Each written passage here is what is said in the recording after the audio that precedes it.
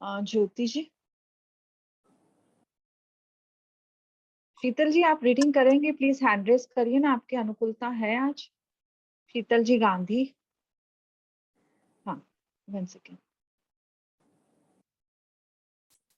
शीतल जी unmute होइए। हाँ हाँ हाँ शीतल श्वेता जी, जी।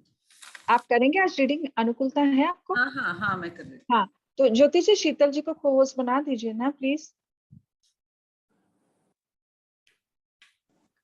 ज्योति जी, ओके। आंटी मेरे कोई डाउट्स है, मैं पूछूं पहले? हाँ बोलो। Aunty question number 3337।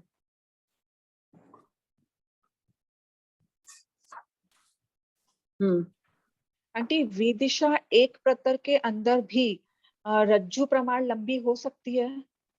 हाँ तो यहाँ पर ऐसे तो ये प्रश्न स्पष्टतः क्लियर हो रहा है, पर मुझे इसमें जिज्ञासा हुई उत्तर के अंदर कि अगर एक समय में सिर्फ एक अनिंद्रिय ही केवली समुद्घात करे तो भी वे दिशा में असंख्यात प्रदेश रह सकते हैं ना आंटी? चौथे समय में हाँ सिर्फ एक करे तो भी, है ना? हाँ हाँ। हम्म। और आंटी एक और चीज, ऊर्ध्व दिशा, जो हम ऊर्ध्व दिशा के अंदर अनिंद्रिय लेंगे तो यहाँ ऊपर लोकांत में तो आपके सिद्ध भगवान आ गए, इसलिए वो अनिंद्रिय के बहुत देश प्रदेश हो गए। तो आंटी बहुत देश कैसे गिनेंगे? अनिंद्रिय के बहुत देश है, हाँ, क्योंकि बहुत अनिंद्रिय है वहां। और एक बहुत अनिंद्रिय के के बहुत देश। एक अनिंद्रिय कैसे करेंगे आंटी? अनंत काल से सिद्ध हो रहे ज्योत में ज्योत विराजमान है, तो तो उसमें एक एक अनिंद्रिय तो केवली समुद्घात आदि की अपेक्षा लेंगे। अच्छा। हाँ, केवली हाँ, भगवान की अपेक्षा होगा और बहुत अनिंद्रिय सिद्धों की अपेक्षा होगा। जहाँ एक सिद्ध है वहां अनंत सिद्ध है। तो केवली समुद्घात की अपेक्षा फिर अपने को तीसरे आदि समय में लेंगे क्या? एक अनिंद्रिय के बहुत देश तीसरे समय में लेने पड़ेंगे फिर अपने को? बहुत देश तो तभी होंगे ना। एक अनिंद्रिय के बहुत देश ऊर्ध्व दिशा के चरमांत में कहाँ है?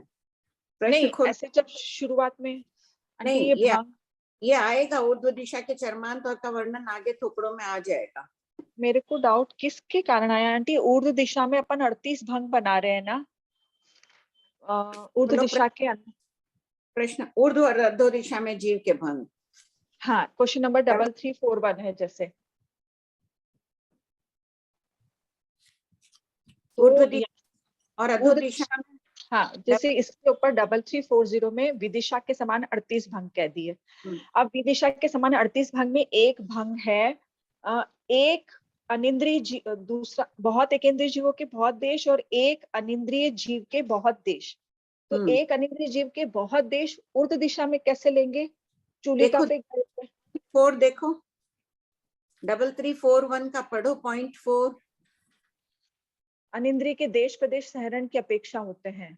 कोई सैरन करके ले गया, मेरु पर्वत की चूलिका आदि के ऊपर खड़े हैं, तो अपनी बात चली थी ना, वो नाक का बताया, होठ का बताया निर्मल जी, हाँ हम लोग हाँ हाथ का किया, वो हो गया ना हाँ। अनिंद्रिय के देश प्रदेश। तो आंटी इसमें ऐसा नहीं हो सकता कि कोई मुनि है, वो उड़ के गए हो फिर उनको केवल ज्ञान हो जाए? क्या ये संभावना भी हो सकती है? ये भी हो सकती है आकाशगामिनी लब्धि से भी। हो सकती है। और आंटी चारण एक संभाव जाते ही, चारण मुनि तो पंडक वन आदि पर जाते ही हैं, तो वहां गए हुए हो, बाद में भाव धारा ऊंची हो गई, केवल ज्ञान हो गया वहां। और आंटी ऐसा नहीं हो सकता जैसे कि केवली समुद्घात के समय में जब दंड निकाल रहे हो और दंड पूरा ऐसा उत्तर से दक्षिण तक ले रहे हैं, तब हम्म। एक अनिंद्रिय सिर्फ एक अनिंद्रिय जीव केवली समुद्घात कर रहे हैं, तो उस अपेक्षा से क्या उनके बहुत देश प्रदेश नहीं हो सकते? बहुत देश वहां नहीं कहेंगे ना, उस अपेक्षा से दंतक नहीं है ना ऊर्ध्व दिशा के चरमांत में।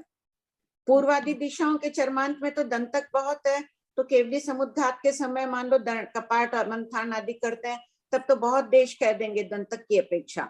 और चरमांत तो एक प्रतर रूप है, वहां दंतक नहीं है, इसलिए एक देश ही कहा जाएगा। तो एक बहुत अनिंद्रिय, प्रदेश तो बोल सकते हैं ना? एक देश और बहुत प्रदेश हो जाए, बहुत अनिंद्रिय के हो सकते हैं। यहाँ से एक जीव कर रहा है, यहाँ से एक जीव कर रहा है, तो ऊर्ध्व दिशा, अच्छा ऊर्ध्व दिशा वो हो गई, एक ही जीव का हाँ, होगा। एक ही जीव है, केवली समुद्घात कर रहे हैं और अभी प्रथम समय में सिर्फ दंड फैलाया ऊपर से लेके नीचे तक, तो बहुत प्रदेश हो सकते हैं आंटी जी। वो ऊर्ध्व दिशा में है तो वो रहेगा कहाँ? ऊर्ध्व दिशा के आसपास खड़ा होगा तभी गिना जाएगा ना। आंटी पूरे फैलेंगे ना, उसके पूरा इतना लंबे चौड़े एक ये ऊर्ध्व दिशा और जीव यहाँ खड़ा है, तब कैसे जाएंगे? अच्छा, यहाँ चौकोर में आके शरीर प्रमाण, मान लो शरीर भी नहीं है, शुरू में तो इतना में आएगा नहीं, बाद में तीसरे चौथे आदि समय में पहुंच जाएंगे। पहले दंड में कैसे पहुंचेगा? दंड में तो अगर वहीं खड़ा है तब तो हाँ, पहुंचेगा। शरीर प्रमाण चौड़ाई होगा ना। हाँ, शरीर सही प्रमाण चौड़ाई होगी ना। हाँ। आंटी इसी तरह से एक और डाउट, अधो दिशा में जब जीव जा रहे हैं और अधो दिशा के अंदर अनिंद्रिय बताने हैं, तो या तो पाताल कलश लेना पड़ेगा या भवनावास, दोनों एक साथ तो नहीं आ सकते ना आंटी जी, दो प्रदेशी में? क्यों नहीं, अलग अलग स्थान है। मान लो कि पाताल कलश तो है नहीं अधो दिशा के स्थान पर, क्षुद्र पाताल कलश हो तो अलग बात, बड़े पाताल कलश तो है नहीं अधो दिशा के स्थान पर, न क्षुद्र पाताल कलश है अधो, कोई भी पाताल कलश अधो दिशा के स्थान पर नहीं है। ये लेना होगा भवनावास नरकावासों से। तो नरकावास में भी आंटी ले जा करके डाल देंगे शरण करके? कोई अब भवनपति देव भवनावास में तो बताया ही है, ले जाके शरण की अपेक्षा डाल रहे हैं। अच्छा, तो उससे ऊपर ही नरकावास में कोई डाल दे, अपने पास ये नहीं है, क्या बात है? किसी को दुख पहुंचाना है, कोई देव उठाया डाला, जितने वो केवल ज्ञान हो गया उनको। मतलब पाताल कलश में अपने को नहीं देना है और सिर्फ भवनावास से अपेक्षा। पाताल कलश तो मेरू के नीचे नहीं है ना। हाँ, इसीलिए मेरे को डाउट आया, अधो दिशा में, अधो लोक में तो बाधा नहीं है। सबको क्लियर हुआ ये क्वेश्चन आंसर जो अभी पूछ रही थे? शीतल, एक बार खोल लो, इसी संबंध में किसी को डाउट हो तो। हाँ, दोनों को अनम्यूट किया हुआ है, कमलेश जी और संजू जी दोनों को किया हुआ है। हाँ भाभी जी, जय प्रणाम। हाँ बोलिए संजू जी। हाँ भाभी जी, उद्वर्तन शुभ कर्मों का भी होता है क्या? उद्वर्तन, हाँ, रस का उद्वर्तन हो जाएगा। शुभ का होता है ना, जैसे अशुभ का होता है तो शुभ का भी होता है ना? हाँ, रस हाँ बढ़ जाता है ना। हाँ, वही और कल थी तो और वही। हाँ हाँ ठीक है भाभी जी। प्रणाम भाभी जी। हाँ बोलो कमलेश। Question number 3274।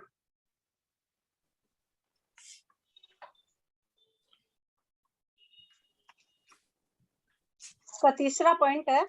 एक मिनट।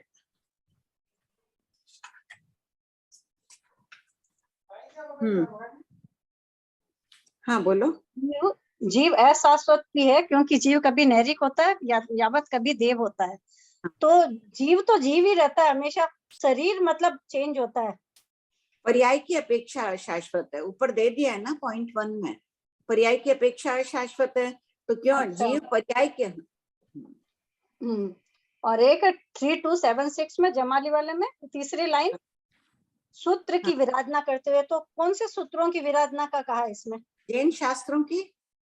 भगवान खाली हो गया, चाहे चल माने चलिए, एक ही सिद्धांत पर वो विरुद्ध प्ररूपना कर रहा था। हाँ, अनेक दृष्टांत दे के कर सकता है ना प्ररूपना विरुद्ध करना हो तो। एक है 3312, 10 दिशाओं के नाम के क्या कारण है? तो इनके जो इंद्र है, स्वामी इंद्र है, एक मिनट, इनका क्या काम होता है भाभी जी? 10 दिशाओं में इनका क्या काम है? एक मतलब विदिशा तो जैसे एक अपने वो हो गई, तो भाई मुझे तो इस भूमि पर है ना एक पेन कितनी जगह रहने के लिए मिली है, मालकियत मिली है। चौड़ा रज्जु प्रमाण चौड़ी है, मोटी है, ये कौन नहीं लेगा? तो कौन नहीं लेगा? ये पेन जितनी जगह है समझ लो विदिशा, और 7 रज्जु की लंबी है, पूरी 14 रज्जु मोटी है। तो क्या करते हैं इनका वहाँ पे? इनका क्या चलता है? कुछ नहीं, मालकियत है हमारी। तो इनके अधीन भी कुछ रहते हैं देव और इंद्र है जब ये? नहीं, इंद्र नाम है उनका। अच्छा, इंद्र वो शक्रेंद्र महाराज आदि नहीं समझना है यहाँ। इंद्र मालिक देव है, स्वामी देव है।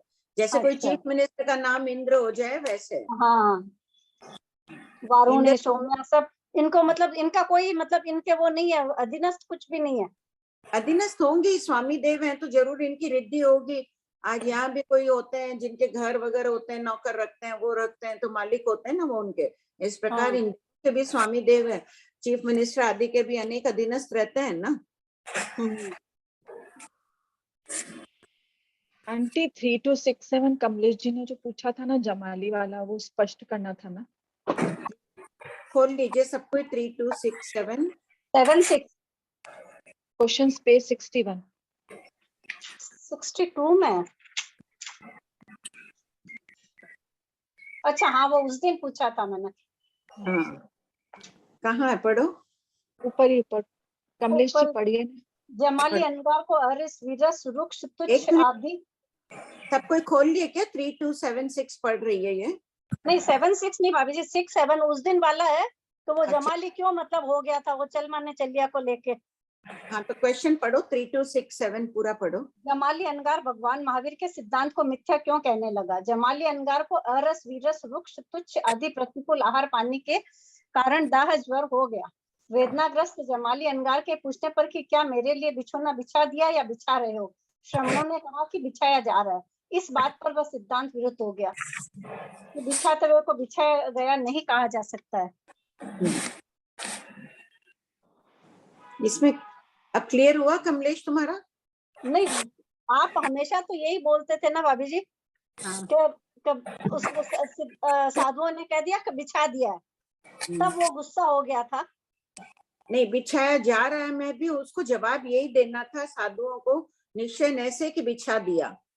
साधुओं ने निश्चय न से उत्तर नहीं दिया, व्यवहार न से उत्तर दिया।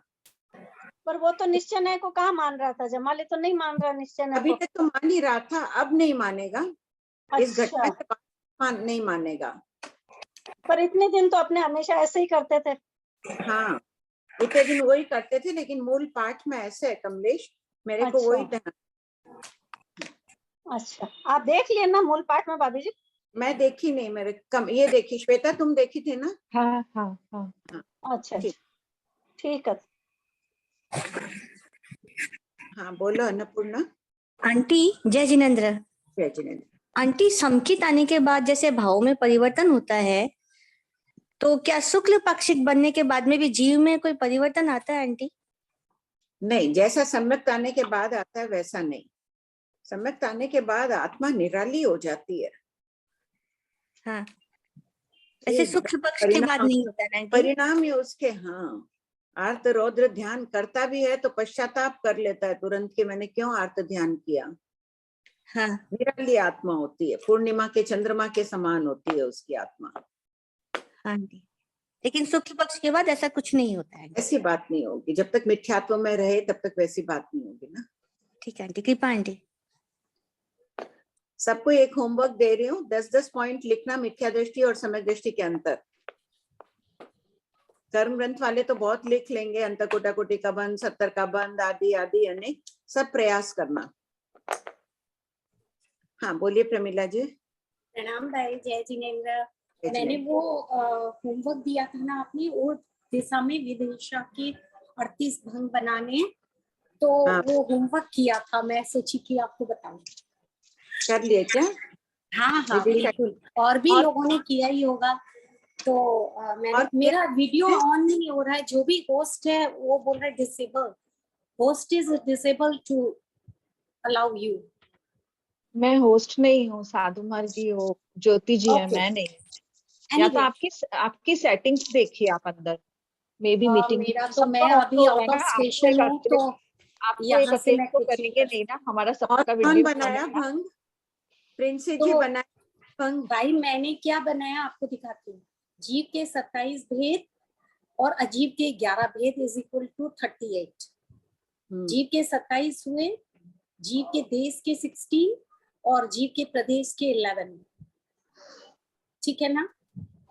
और असहयोगी एक भंग, बहुत एकेंद्रिय के बहुउद्देश, और सहयोगी 15 एकेंद्रिय, बेंद्रिय, तेंद्रिय, चतुरेंद्रिय, पंचेंद्रिय, अनेंद्रिय, इनके 3 भेद। ठीक। और अजीब में रूपी और अरूपी बोल के 4 और 7, तो टोटल 38। 3-4 बार और बना लीजिए प्रमिला जी, हमेशा के लिए ध्यान रह जाएगा। हाँ, इसमें भी श्वेता जी ने मुझे बताया था, समझाया, फिर मेरे एकदम दिमाग में आ गया, फिर मैंने बना लिया इसको। अच्छा। अब ये क्लियर हुआ। हाँ, और लिख लेना 2-3 बार। ठीक। हाँ बोलो प्रिंसी।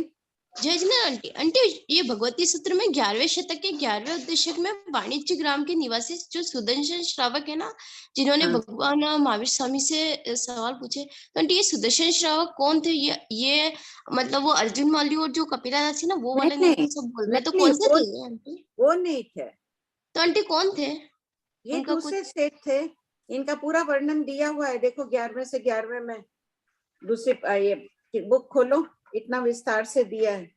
इनकी आंटी आज मैं बाहर हूँ तो बुक नहीं है मेरे पास, अच्छा, बुक नहीं है क्या? घर पे पड़ी है, वो- निम्बाड़ा पड़ी में ढूंढला हूँ। इसमें दिया है, पूरा वर्णन पढ़ लेना। वो अंतर्गत जी। सूत्र वाले अलग है, एक ही ना, वो सुदर्शन अलग है, वो सुदर्शन जिनको शूली पर चढ़ाया गया था वो अलग है, ये सुदर्शन अलग है। जी। वो सुदर्शन श्रावक सिद्ध बुद्ध मुक्त नहीं हुए थे, ये सुदर्शन श्रावक सिद्ध बुद्ध मुक्त हुए हैं। भगवान ने इनके श्रावक के आगे पढ़ोगे ना, आ जाएगा, इनके धर्म में जीवन की प्रशंसा की। भगवान श्रावकों के भी जीवन की मुक्त प्रशंसा करते थे, ये नहीं कि साधुओं के जीवन की साधना में जीवन की करते थे, श्रावकों के भी की है भगवान ने। मंडूक श्रावक की है, 18वें शतक में आ जाएगा। 11वें शतक के सुदर्शन श्रावक की है। तुंगियापुरी के श्रावकों की प्रशंसा की है भगवान ने। सुदर्शन श्रावक जो अंतर्गत सूत्र में अर्जुन माली वाला, वो सिद्ध नहीं हुआ है। और एक आंटी ये जो आषाढ़ी पूर्णिमा में पता है ना, पंचवर्षीय युग के 5वें वर्ष की अपेक्षा समझना चाहिए, इसका तात्पर्य क्या है? इसके है कि ये वर्णन 5 सालों का युग होता है। ऐसे तो देखो तो आधा नहीं आएगा, हर साल में आधा नहीं आएगा दिन, लेकिन 5 वर्ष के बाद में वो गिनती आ जाती है। ये सुदर्शन शमनोपासक वाला पढ़ोगे ना तो कई बातें इसमें आ जाएगी जी। और पोषी पूर्णिमा युगमती के दूसरे नहीं, पोष फिर की भी समझनी बहुत चाहिए। संक्षेप में भगवती में इसका विस्तृत वर्णन जम्बूद्वीप प्रज्ञप्ति सूत्र में है। पोषी पूर्णिमा युगमती के दूसरे क्षेत्र की समझनी चाहिए। क्या बोलो, वापस बोलो प्रिंस से। पोषी पूर्णिमा युगमती के दूसरे पोष की समझनी चाहिए। हाँ, युग मध्य के ना, दूसरे पोष के। ये 5 साल का एक युग होता है, तो जब उसके 2.5 वर्ष बीत जाते हैं उसके बाद वाला पौष महीना लेना चाहिए। अच्छा, 2.5 वर्ष बीत जाए, हाँ, ने के बाद वाला पौष महीना लेना चाहिए। और 5 वर्षीय युग में 5वें वर्ष मतलब 5 वर्ष का 5वां वर्ष। हाँ हाँ जी।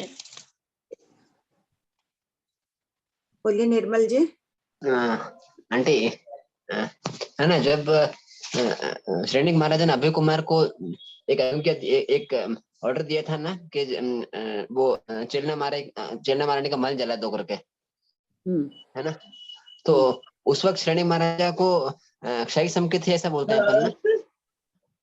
अब काल नहीं बताते, उनको संकेत आ गई, क्षयिक संकेत थे, संकेत तो उनको पहले ही आ गई थे, क्रोध के वशीभूत होकर।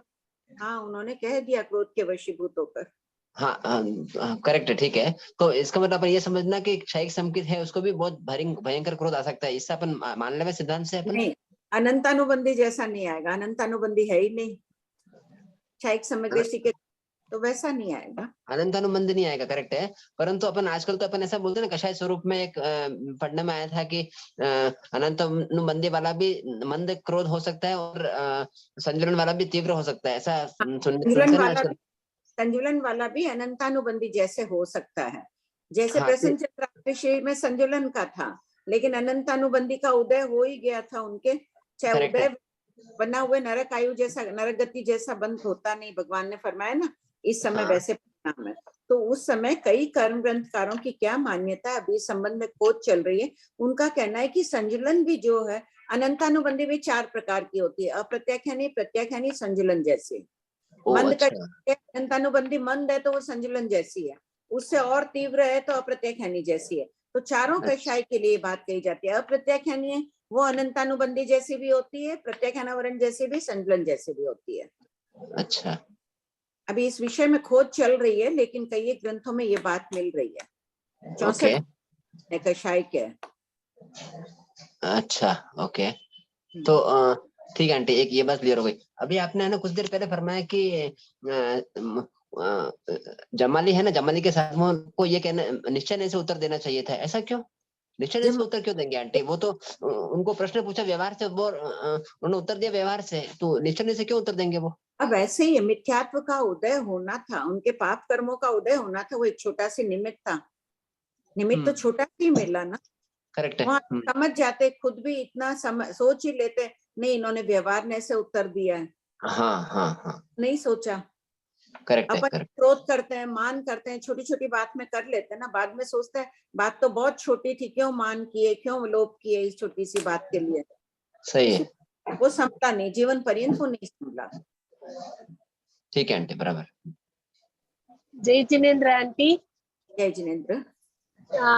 एक वो कॉमन सा सवाल है, अभी चंद्रमा का वो है ना, वो चंद्रमा में जो भी दाग है वो क्या बोलते हैं उसको, क्या सभी वक्त में चंद्रमा ऐसा ही था? हाँ, हमेशा ऐसा ही था, ऐसा ही रहेगा। इसके है कि उस स्थान के वो जो पुद्गल है, रत्न में स्फटिक रत्न का है चंद्र विमान, उसमें थोड़ी वो काली झाई पड़ती है। अच्छा, तो अभी भूत का, भविष्य का, वर्तमान का सभी चंद्रमा ऐसा ही है? ऐसे ही रहे। सब द्वीप का चंद्रमा भी ऐसा ही है? तो अब द्वीप वालों का नहीं पता, वर्तमान ये जो चंद्रमा गतिशील है वो तो वैसे ही है। नहीं, वो धातु खंड का वो उल्लेख नहीं है अपने पास धातु खंड आदि का। तो उधर का चंद्रमा पूरा ऐसा पूरा सफेद है? नहीं, वही हेमलता जी है, नहीं कहीं भी ग्रंथों में धातु खंड और के चंद्रमा में काले रंग की झाई आ रही है ऐसा उल्लेख कहीं मिल नहीं रहा है। अभी पूर्वों का ज्ञान है नहीं ना, भगवती सूत्र भी पूरी है नहीं, 36,000 प्रश्न नहीं है, हो सकता है पूरी भगवती थी तब ये सब उत्तर रहे होंगे। अच्छा, तो हाँ, ओके, थैंक यू आंटी। और एक क्वेश्चन था, जमाली अभी तो अभी अभवी हो गया ना? अभवी नहीं हुआ, मिथ्या दृष्टि हुआ। वो भवी है, मोक्ष में जाएगा 4-5 भवों के बाद में। अभवी जीव तो कभी मोक्ष में जाते ही नहीं है। हाँ, जाते ही नहीं है, तो क्या करते हैं उनको, क्या रहेगा उनका? अभवी जीव, हाँ, उनको संसार ही अच्छा लगता है, वो संसार में ही परिभ्रमण करते रहेंगे। धर्म तो कभी तो भवी रहेंगे, नहीं रहेंगे? संसार में भवी भवी जीवों से भी संसार खाली नहीं होगा। जैसे देखो काल द्रव्य है, जीव भी द्रव्य है ना, काल के समान ही। जीव द्रव्य है, काल द्रव्य है। काल द्रव्य के लिए अपने को आश्चर्य नहीं होता है, भविष्य काल का प्रत्येक समय वर्तमान काल बनेगा और भूतकाल बन जाएगा। भविष्य काल कभी खत्म होगा? नहीं, अपने मन में प्रश्न ही नहीं उठता है ये भविष्य काल क्यों नहीं खत्म होगा, उठता है कभी? फिर खाली जीव के संबंध में हम क्यों उठाएं प्रश्न कि सभी भवि जीव मोक्ष में चले जाएंगे? तो होगा, भवि मोक्ष में सभी जाते जाएंगे फिर भी खत्म नहीं होगा। जैसे भविष्य काल कभी खत्म नहीं होता है, वैसे जीव भी, भवि जीव भी खत्म नहीं होंगे। अच्छा आंटी, ऐरावत क्षेत्र का चंद्रमा नीला कलर का होता है क्या? नहीं, ऐसा ही होता है ऐरावत क्षेत्र का। यहाँ उसके लिए कहा जाता है, कई ग्रंथ वाले कह रहे हैं कि जैसे यहाँ सूर्य की लालिमा पड़ती है ना प्रातःकाल में, सूर्य लालिमा है ना, वहां पे नीलवंत पर्वत नीला है, नीले मणि का है, तो उसकी झाई पड़ती है तो आकाश में वैसे नीलापन दिखता है। ऐसा आगमों में नहीं, ग्रंथकार कह रहे हैं। वो भी सकता, हालांकि देखो कई आचार्य इसमें मतांतर है। यहाँ भी जो लालिमा दिखती है, कई आचार्यों का मत है कि ये निषद पर्वत नीले रंग, लाल रंग का कहा जा रहा है, मानक जैसे लाल रंग का ललाई लिया हुआ, और उसकी झाई पड़ती है इसलिए लाल है। कई आचार्यों का कहना है कि नहीं, अब का एक जीव इतने उन पर प्रातकालीन किरणें पड़ती है तो उन जीवों के कारण पानी के जीवों का वर्ण लाल बताए, उस कारण से लाल दिख रही है। बाकी दो मत मिल रहे हैं, भी निश्चित रूप से नहीं कहा जा सकता है, तत्व केवली गम्य है। नहीं आंटी, अभी कल चौमासी पक्की का प्रतिक्रमण किया ना, तब उस दिन तो पूरा चंद्रमा व्हाइट था और दूसरे दिन पूरा येलो कलर का हो गया, मीन्स वो थोड़ा चेंज हो गया। ऐसे क्यों एकदम व्हाइट और एकदम? नहीं, वो कोई पुद्गल परिणमन वैसे ही होता है, किसी की झाई उस पर पड़ जाती है आदि, तो वो रंग अलग दिखने लग जाता है। Thank you aunty. जय जिनेन्द्र आंटी। कहाँ से बोल रहे हैं हेमलता जी? जी, चेन्नई से। अच्छा, हाँ बोलिए वंदना जी।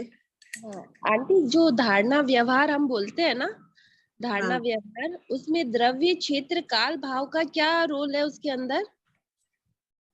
जो धारणा अपन गुरुदेव और की धारणा मानते हैं वो धारणा नहीं, इसमें धारणा व्यवहार में लिखा है द्रव्य क्षेत्र काल भाव का विचार करके गीतार्थ साधु ने जिस अपराध में प्रायश्चित दिया उस धारणा में से वैसे ही अपराध में उसी प्रकार प्रायश्चित देना धारणा व्यवहार।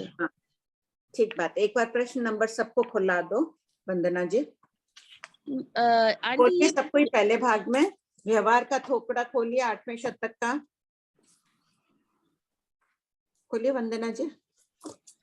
हाँ, इसमें है ना, और अथवा में लिखा है कोई साधु जब 6 सूत्र नहीं सीखता हो। एक मिनट वंदना जी, सभी खोल लेते हैं ना पीछे, इस बहाने पुराना भी देखने में आ जाता है। Page number 482। आप अभी पढ़ रहे हैं क्या पुराना? आंटी सब कुछ 50 पढ़ है ना, हैं? 50 थोकड़ा हो रहा है ना, जैसे उसमें ओ, व्यवहार थोकड़ा है। हाँ। हाँ, देखा, धारणा होती है कि आचार्य द्रव्य क्षेत्र काल भाव देख लेते हैं कि भाई अमुक जीव द्रव्य में उतना सामर्थ्य नहीं है, कोई दुर्बल होता है, कोई शरीर से बलवान आदि होता है, किसी में सामर्थ्य होता है तप करने का, तो द्रव्य क्षेत्र देख लेते हैं, इस क्षेत्र में बहुत गर्मी है, अगर प्रायश्चित रूप में उनको 24-28 आदि दे दें तो कर नहीं पाएगा। काल भी देख लेते हैं, उनके मनोगत भाव भी देखकर आचार्य निर्धारित कर लेते हैं कितना प्रायश्चित देना है, उसे कहते हैं धारणा व्यवहार। पढ़ो एक बार, कहाँ पर है ये द्रव्य क्षेत्र काल भाव, काल प्रश्न नंबर बोलिए। 2707। अच्छा, आप उसमें थोकड़े में से पढ़ रहे हैं? हाँ, 2707 से भी पढ़ लीजिए एक बार। द्रव्य क्षेत्र काल भाव का विचार करके गीतार्थ साधु ने जिस अपराध में जो प्रायश्चित दिया हो उसकी धारणा से वैसे ही अपराध में उसी प्रकार प्रायश्चित देना धार्य व्यवहार कहलाता है। अथवा कोई साधु जब क्षेत्र सूत्र नहीं सीखता हो उसे गुरु महाराज जो प्रायश्चित पर सिखावे उनको धारण करना धारणा व्यवहार कहलाता है। ठीक है, धारणा प्रायश्चित देने के लिए 6 सूत्रों में वर्णन है कि किस अपराध का कितना प्रायश्चित दिया जाना चाहिए। अब किसी को नहीं है, पूरे 6 सूत्रों का ज्ञान नहीं है, सिंगाड़ापति बना दिए, अलग विचरण करेंगे, तो उनको बता देते हैं कि इस दोष सेवन की ये धारणा है अपने प्रायश्चित देने की। और ज्यादा उससे कुछ अधिक रहता है तो उनको कह दिया जाता है भाई आचार्य श्री आदि से ले लेना प्रायश्चित। एक तो वो हो गया। और धारणा है कि द्रव्य क्षेत्र काल भाव की अपेक्षा जो आचार्य महाराज गीतार्थ मुनि जो निर्धारित कर देते हैं कि हमारे संग में इसकी ये धारणा है, इस अपराध की ये धारणा है प्रायश्चित देने के। ये काल का मतलब क्या, वर्तमान भविष्य भूतकाल ये है क्या, मतलब काल का मतलब? नहीं, काल अभी का काल देख कर दे देते हैं ना आचार्य, धारणा अपनी बना लेते हैं। अच्छा, अभी जो चल रहा है, जैसे अभी जैसा सहनन चल रहा है, अभी चौथे आर्य में जो आचार्य थे वो अपने काल के हिसाब से बना लेते थे। उस समय स्थिरता बहुत रहती थी चित्त की, तो बहुत कायोत्सर्ग भी दे देते थे ध्यान में प्रायश्चित करने के लिए। अभी उतना कायोत्सर्ग आदि नहीं देते हैं कि अभी चित्त की स्थिरता इतनी नहीं है। अच्छा, और आंटी जो जीत व्यवहार होता है उसमें भी द्रव्य क्षेत्र काल भाव पुरुष एवं प्रतिसेवना की अपेक्षा। प्रतिसेवना यानी दोष सेवन की अपेक्षा, और पुरुष यानी जो प्रायश्चित लेने वाला हो उसकी योग्यता के अनुसार देते हैं। जैसे किसी में सामर्थ्य नहीं है, आज मुझे कोई कह दे कि ये मासखमन करना होगा तपस्या का, या इतने दिन की ये तपस्या करनी होगी, तो गुरु देख लेते हैं इनमें सामर्थ्य नहीं है, तो जब भी आचार्य श्री से प्रायश्चित मांगने जाओ मुझे समायिक ही दे देते हैं। अच्छा, हो सकता है मेरा जैसा अपराध और कोई कर रहा हो तो उनको एकाशना उपवास आदि देते होंगे। और अनुवर्तन का मतलब क्या होता है? अनुवर्तन यानी, लाइन बोलिए पूरी, फेरना। अनुवर्तन किसी गच विशेष में अनेक गीतार्थ साधु मिलकर प्रयोजनवश जो सूत्र में अवर्णित प्रायश्चित संबंधी नियम बनाते हैं एवं अनेकों द्वारा उनका अनुवर्तन किया जाता है, वह जीत अनुवर्तन पालन किया जाता है। अच्छा, पालन किया जाता है। अच्छा आंटी, हम ये कहते हैं कि देवता लोग जो होते हैं, जैसे पहले जो देवलोक दूसरे देवलोक अपनी ध्वजा तक ही देखते हैं ना, लेकिन पहले देवलोक के देव दूसरे देवलोक तीसरे देवलोक में जा सकते हैं क्या? नहीं, अगर वो बुलाए तो जा सकते हैं उनकी शक्ति से। प्लेन की टिकट कोई भेज दो तो मैं चली जा सकती हूँ, नहीं तो नहीं। वो वैसे समझना, अपनी शक्ति से नहीं जा सकते हैं ऊपर। और देवलोक अपनी ध्वजा पताका से ऊपर नहीं देखते वैमानिक। बाकी चमरेंद्र महाराज ने तो देखा था ना पहला देवलोक भवनपति, ऊपर का देखेंगे तो वैमानिक देवों की पुण्यवानी अधिक होती है, ऊपर का देखेंगे तो उन्हें दुख होगा कि मेरे से अधिक रिद्धि संपन्न है, बिना बुलाए नहीं जा सकते। तो आंटी जो विस्मय का थोकड़ा है ना, किसमें, कौन सा? जो विस्मय, हाँ विस्मय का थोकड़ा, हाँ, इसमें लिखा है कि देव 4-5 आवास विशेषों देव हाँ। के रहने के स्थान पर अपनी रिद्धि से जाते हैं या उसके आगे पर रिद्धि से जाते हैं, मतलब क्वेश्चन पूछा है। तो हाँ गौतम, देव 4-5 आवाज तक अपनी रिद्धि से जाते हैं और उसके आगे पर रिद्धि से जाते हैं। तो फिर ये क्या मतलब हुआ? रिद्धि यानी उत्तर वेक्रिय करके, उत्तर समुद्घात करते हैं। उत्तर वेक्रिय करने के लिए समुद्घात के द्वारा पुद्गलों को ग्रहण करना पर रिद्धि हो गई। पर पुद्गल ग्रहण, दूसरे पुद्गल ग्रहण करके गए ना। अच्छा, तो फिर ऐसे जा सकते 3-4 आवासों तक वो? अच्छा, अपन भी चले जाते हैं ना 4-5-7 किलोमीटर पैदल। आचार्य श्री 30-30 किलोमीटर चले जाते हैं ना एक दिन में पैदल। नहीं, लेकिन अभी आपने कहा ना कि किसी वो जैसे बुलाए तो जा सकते हैं। ऊपर नहीं जा सकते हैं, दूसरे तीसरे देवलोक में आदि नहीं जा सकेंगे। जैसे तीसरे देवलोक का देवता है और 5वें में नहीं जाएगा, जाने का सामर्थ्य नहीं हो। बुलाए तो जा सकते हैं, लेकिन अपने में तो जा ही सकते हैं। इस नगर में बैठी हूँ, यहाँ से तो मैं 4-5 किलोमीटर जा ही सकती हूँ पैदल। अच्छा, आवास का मतलब किलोमीटर है क्या? वही हाँ, पहले नहीं, उनके तो एक आवास, इनके तो आवास जगने तो जम्बुद्वीप प्रमाण 1 लाख योजन जम्बुद्वीप प्रमाण, और उत्कृष्ट संख्य असंख्य योजन के जो होते हैं, इतने बड़े बड़े होते हैं, तो 4-5 आवास तक ये जा सकते हैं। उसके आगे जाना हो तो उत्तर वेक्रिय करके जाते हैं। अच्छा। अपने को भी एक सीमा तक जाना हो तो पैदल गए, बाकी आगे तो गाड़ी बस कुछ ना कुछ तो किसी में बैठ के जाना पड़ता है ना। तो अपने यान विमान में बैठ के जाओ या अन्य किसी में उत्तर वेक्रिय करके जाओ, वो समझ रहे हो। अच्छा, लास्ट क्वेश्चन ये आप इसमें ना द्वितीय भाग में विस्मय का थोकड़ा पढ़ लेना एक बार। अच्छा ठीक है आंटी। आंटी लास्ट क्वेश्चन है, जैसे आपने नरक की बात चली थी ना, जैसे उसके अंदर हम बोल रहे हैं कि जीव जैसे जैसे नरक वो बढ़ता रहता है ना लेवल, पहली नरक, दूसरी नरक, तीसरी नरक, जैसे तो जीवों की संख्या कम होती जाती है। हाँ। तो ये जीवों की संख्या मतलब अभी जैसे बहुत पहली दूसरी नरक तक ही जा सकते हैं अभी जीव, चाहे वो कितने कुकर्म करे, जीवों की हिंसा करे या हत्या करे, तो भी वो पहली दूसरी नरक तक ही जा सकता है। जी ऐसे है, वो अंतर्मौरत बाद में 7वीं नरक में भी जा सकता है। वर्तमान में जो कर रहा है बहुत पाप कर्म कर रहा है, तो समझ लो इस वक्त वो अंतर नरक में तिर्यंश में चला गया, संगी तिर्यंश पंचेंद्रिय में, और वहां से अंतर्मौरत रहकर 7वीं पृथ्वी में जा सकता है। डायरेक्ट मनुष्य से तो नहीं जा सकता है क्या? महाविद्य क्षेत्र से जा सकता है, किंतु यहाँ से नहीं जाएगा, क्योंकि सहनन नहीं है। 7वीं पृथ्वी में जाने के लिए भी वज्र ऋषभ नाराज सहनन चाहिए, अनुत्तर में जाने के लिए भी यही सहनन चाहिए, मोक्ष में जाने के लिए भी प्रथम सहनन चाहिए। हाँ, तो मतलब यही है ना, कितने भी पाप करो लेकिन फिर भी अगर जो सेवार सहनन वाला, मतलब कितना भी पाप करो वो फिर भी फर्स्ट और सेकंड नरक तक ही जा सकता है। हाँ, मनुष्य अगर जाता है तो जाएगा, जाता है तो वहां जाएगा, वहां से वापस आके मनुष्य बन के फिर 7वीं में जाएगा। परिभ्रमण ज्यादा करता ही रहेगा। वो अपने पाप कर्मों का तो फल भोगेगा ही, चाहे पर भव में नहीं, गत्सुकुमाल के 99 लाख भवों के बाद में उदय में आए। तो जरूरी नहीं कि जो जीव अभी मारक पाटक कर रहा है, लाखों की हिंसा कर रहा है, कोई डिक्टेटर है, वो है अभी जा रहा है, समझ लो आयु बंद के समय पहली दूसरी नरक में चला गया, उसके बाद उसको कर्म तो भोगने पड़ेंगे, बाद में 7वीं में जाएगा।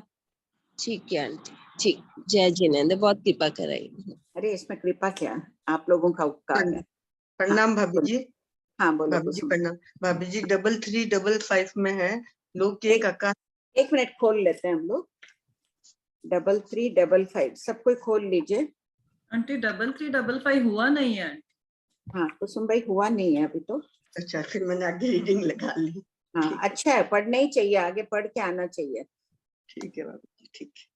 आंटी मेरे को 3341 का पॉइंट 1 और 3346 में वो कांड किस तरह से लास्ट टाइम क्लास खत्म हो गई थी ना आंटी, आप बोले तो छोड़ के हैं। हाँ, आंटी हाँ। 3341 में कहा है मारणांतिक समुद्घात करते हुए आत्म प्रदेश। तो आंटी क्या कभी ऐसा होता है कि जो पूरी लंबी चौड़ी एक प्रदर की विदिशा है उस पे कोई भी जीव मारणांतिक के बेंद्री, तेंद्री, चतुरेंद्री, पचेंद्री के कोई भी जीव ना हो, ऐसा कभी संभव है? या हर आकाश प्रदेश पे रहते ही हैं, जैसे एकेंद्री के तो रहते ही हैं? रहने चाहिए, समुद्र आए हुए हैं ना, समुद्र तो हर आकाश प्रदेश पे रहेंगे मारणांतिक समुद्घात करते हुए जीव? नहीं, हर आकाश, अभी अपन बैठे हैं, ये विदिशा है, समझ लो कोई भी बेन विकलेंद्रिय नहीं है इस जगह, ये खाली स्थान है अभी, कदाचित ही आए। पूछ रही हूँ ना। नहीं, हर आकाश प्रदेश पर नहीं, मैंने सुना कि विदिशा पर। विदिशा तो समुद्र आदि में है, तो कहीं कहीं तो आए हुए होंगे ही।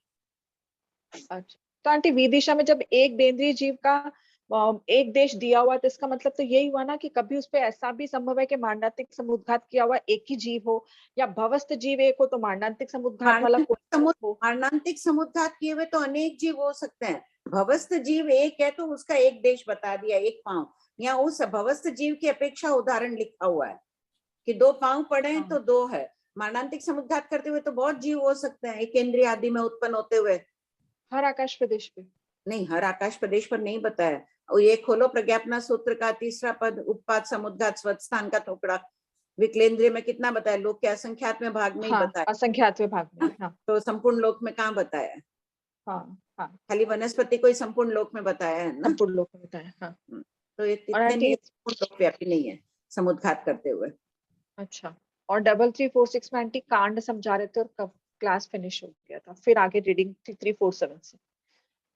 जैसे मेरु पर्वत पर, मेरु पर्वत रत्नमय है, कहीं सोने का, कहीं चांदी का रत्नमय, कहीं जम्बू नद यानी बैंगनी रंग के सोने का है, कहीं कुछ है, ये रख रही हूँ ऐसे। तो इसमें यहाँ बीच बीच में ये जैसे ये पेन का टुकड़ा पड़ा है ना, ये है यहाँ पर, ये बीच की लाइन आप लोग समझ लो, ये ऊर्ध्व दिशा।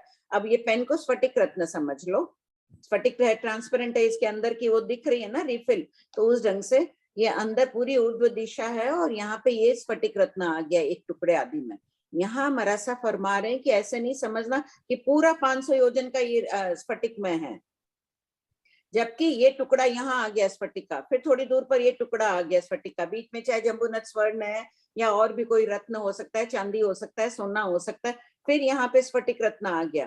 तो ये जहां जहां स्फटिक रत्न है वहां से तो ऊर्ध्व दिशा में प्रकाश जा रहा है ना, चंद्र सूर्य का, दिन में सूर्य का, रात में चंद्रमा का। तो आंटी ये टुकड़े टुकड़े मिला के 500 योजन हुआ या 500 योजन के अंदर टुकड़े टुकड़ों में? क्षेत्र में टुकड़े टुकड़े मिलाकर कह रहे हैं। पहले कहते थे ये राकेश मुनि जी मरासा ने शायद खोज की थी, तो उसके आधार से जो नए चित्र बने उसमें टुकड़े टुकड़े ही दे रहे हैं। जैसे होता है कि कोई गले का या हाथ का आभूषण है, कहीं हीरा लगा, कहीं कुछ और लगा, मानक आदि लगा ना, तो मेरु पर्वत का ये भाग जो है ये सभी तरह के है, इसमें स्फटिक की रत्न भी है। कहाँ है इसमें, किसमें बनाया है चित्र? जम्बू द्वीप की में? मरासा ने ही बनाया था, मैंने देखा था उनके पास ये परिवर्तन हुआ। और इसमें भी एक और है, इसके ऊपर का जो जम्बूनद कांड है, इसमें भी बताया कि उसकी झाई पड़ रही है। समवायन सूत्र में उसको 65,000 योजन का बताया, जबकि 63,000 है, तो 2,000 योजन उसमें। ये मैंने दिया है ना कहीं पर, पहले भाग में नहीं देखा, नहीं पहले भाग में नहीं पढ़ा।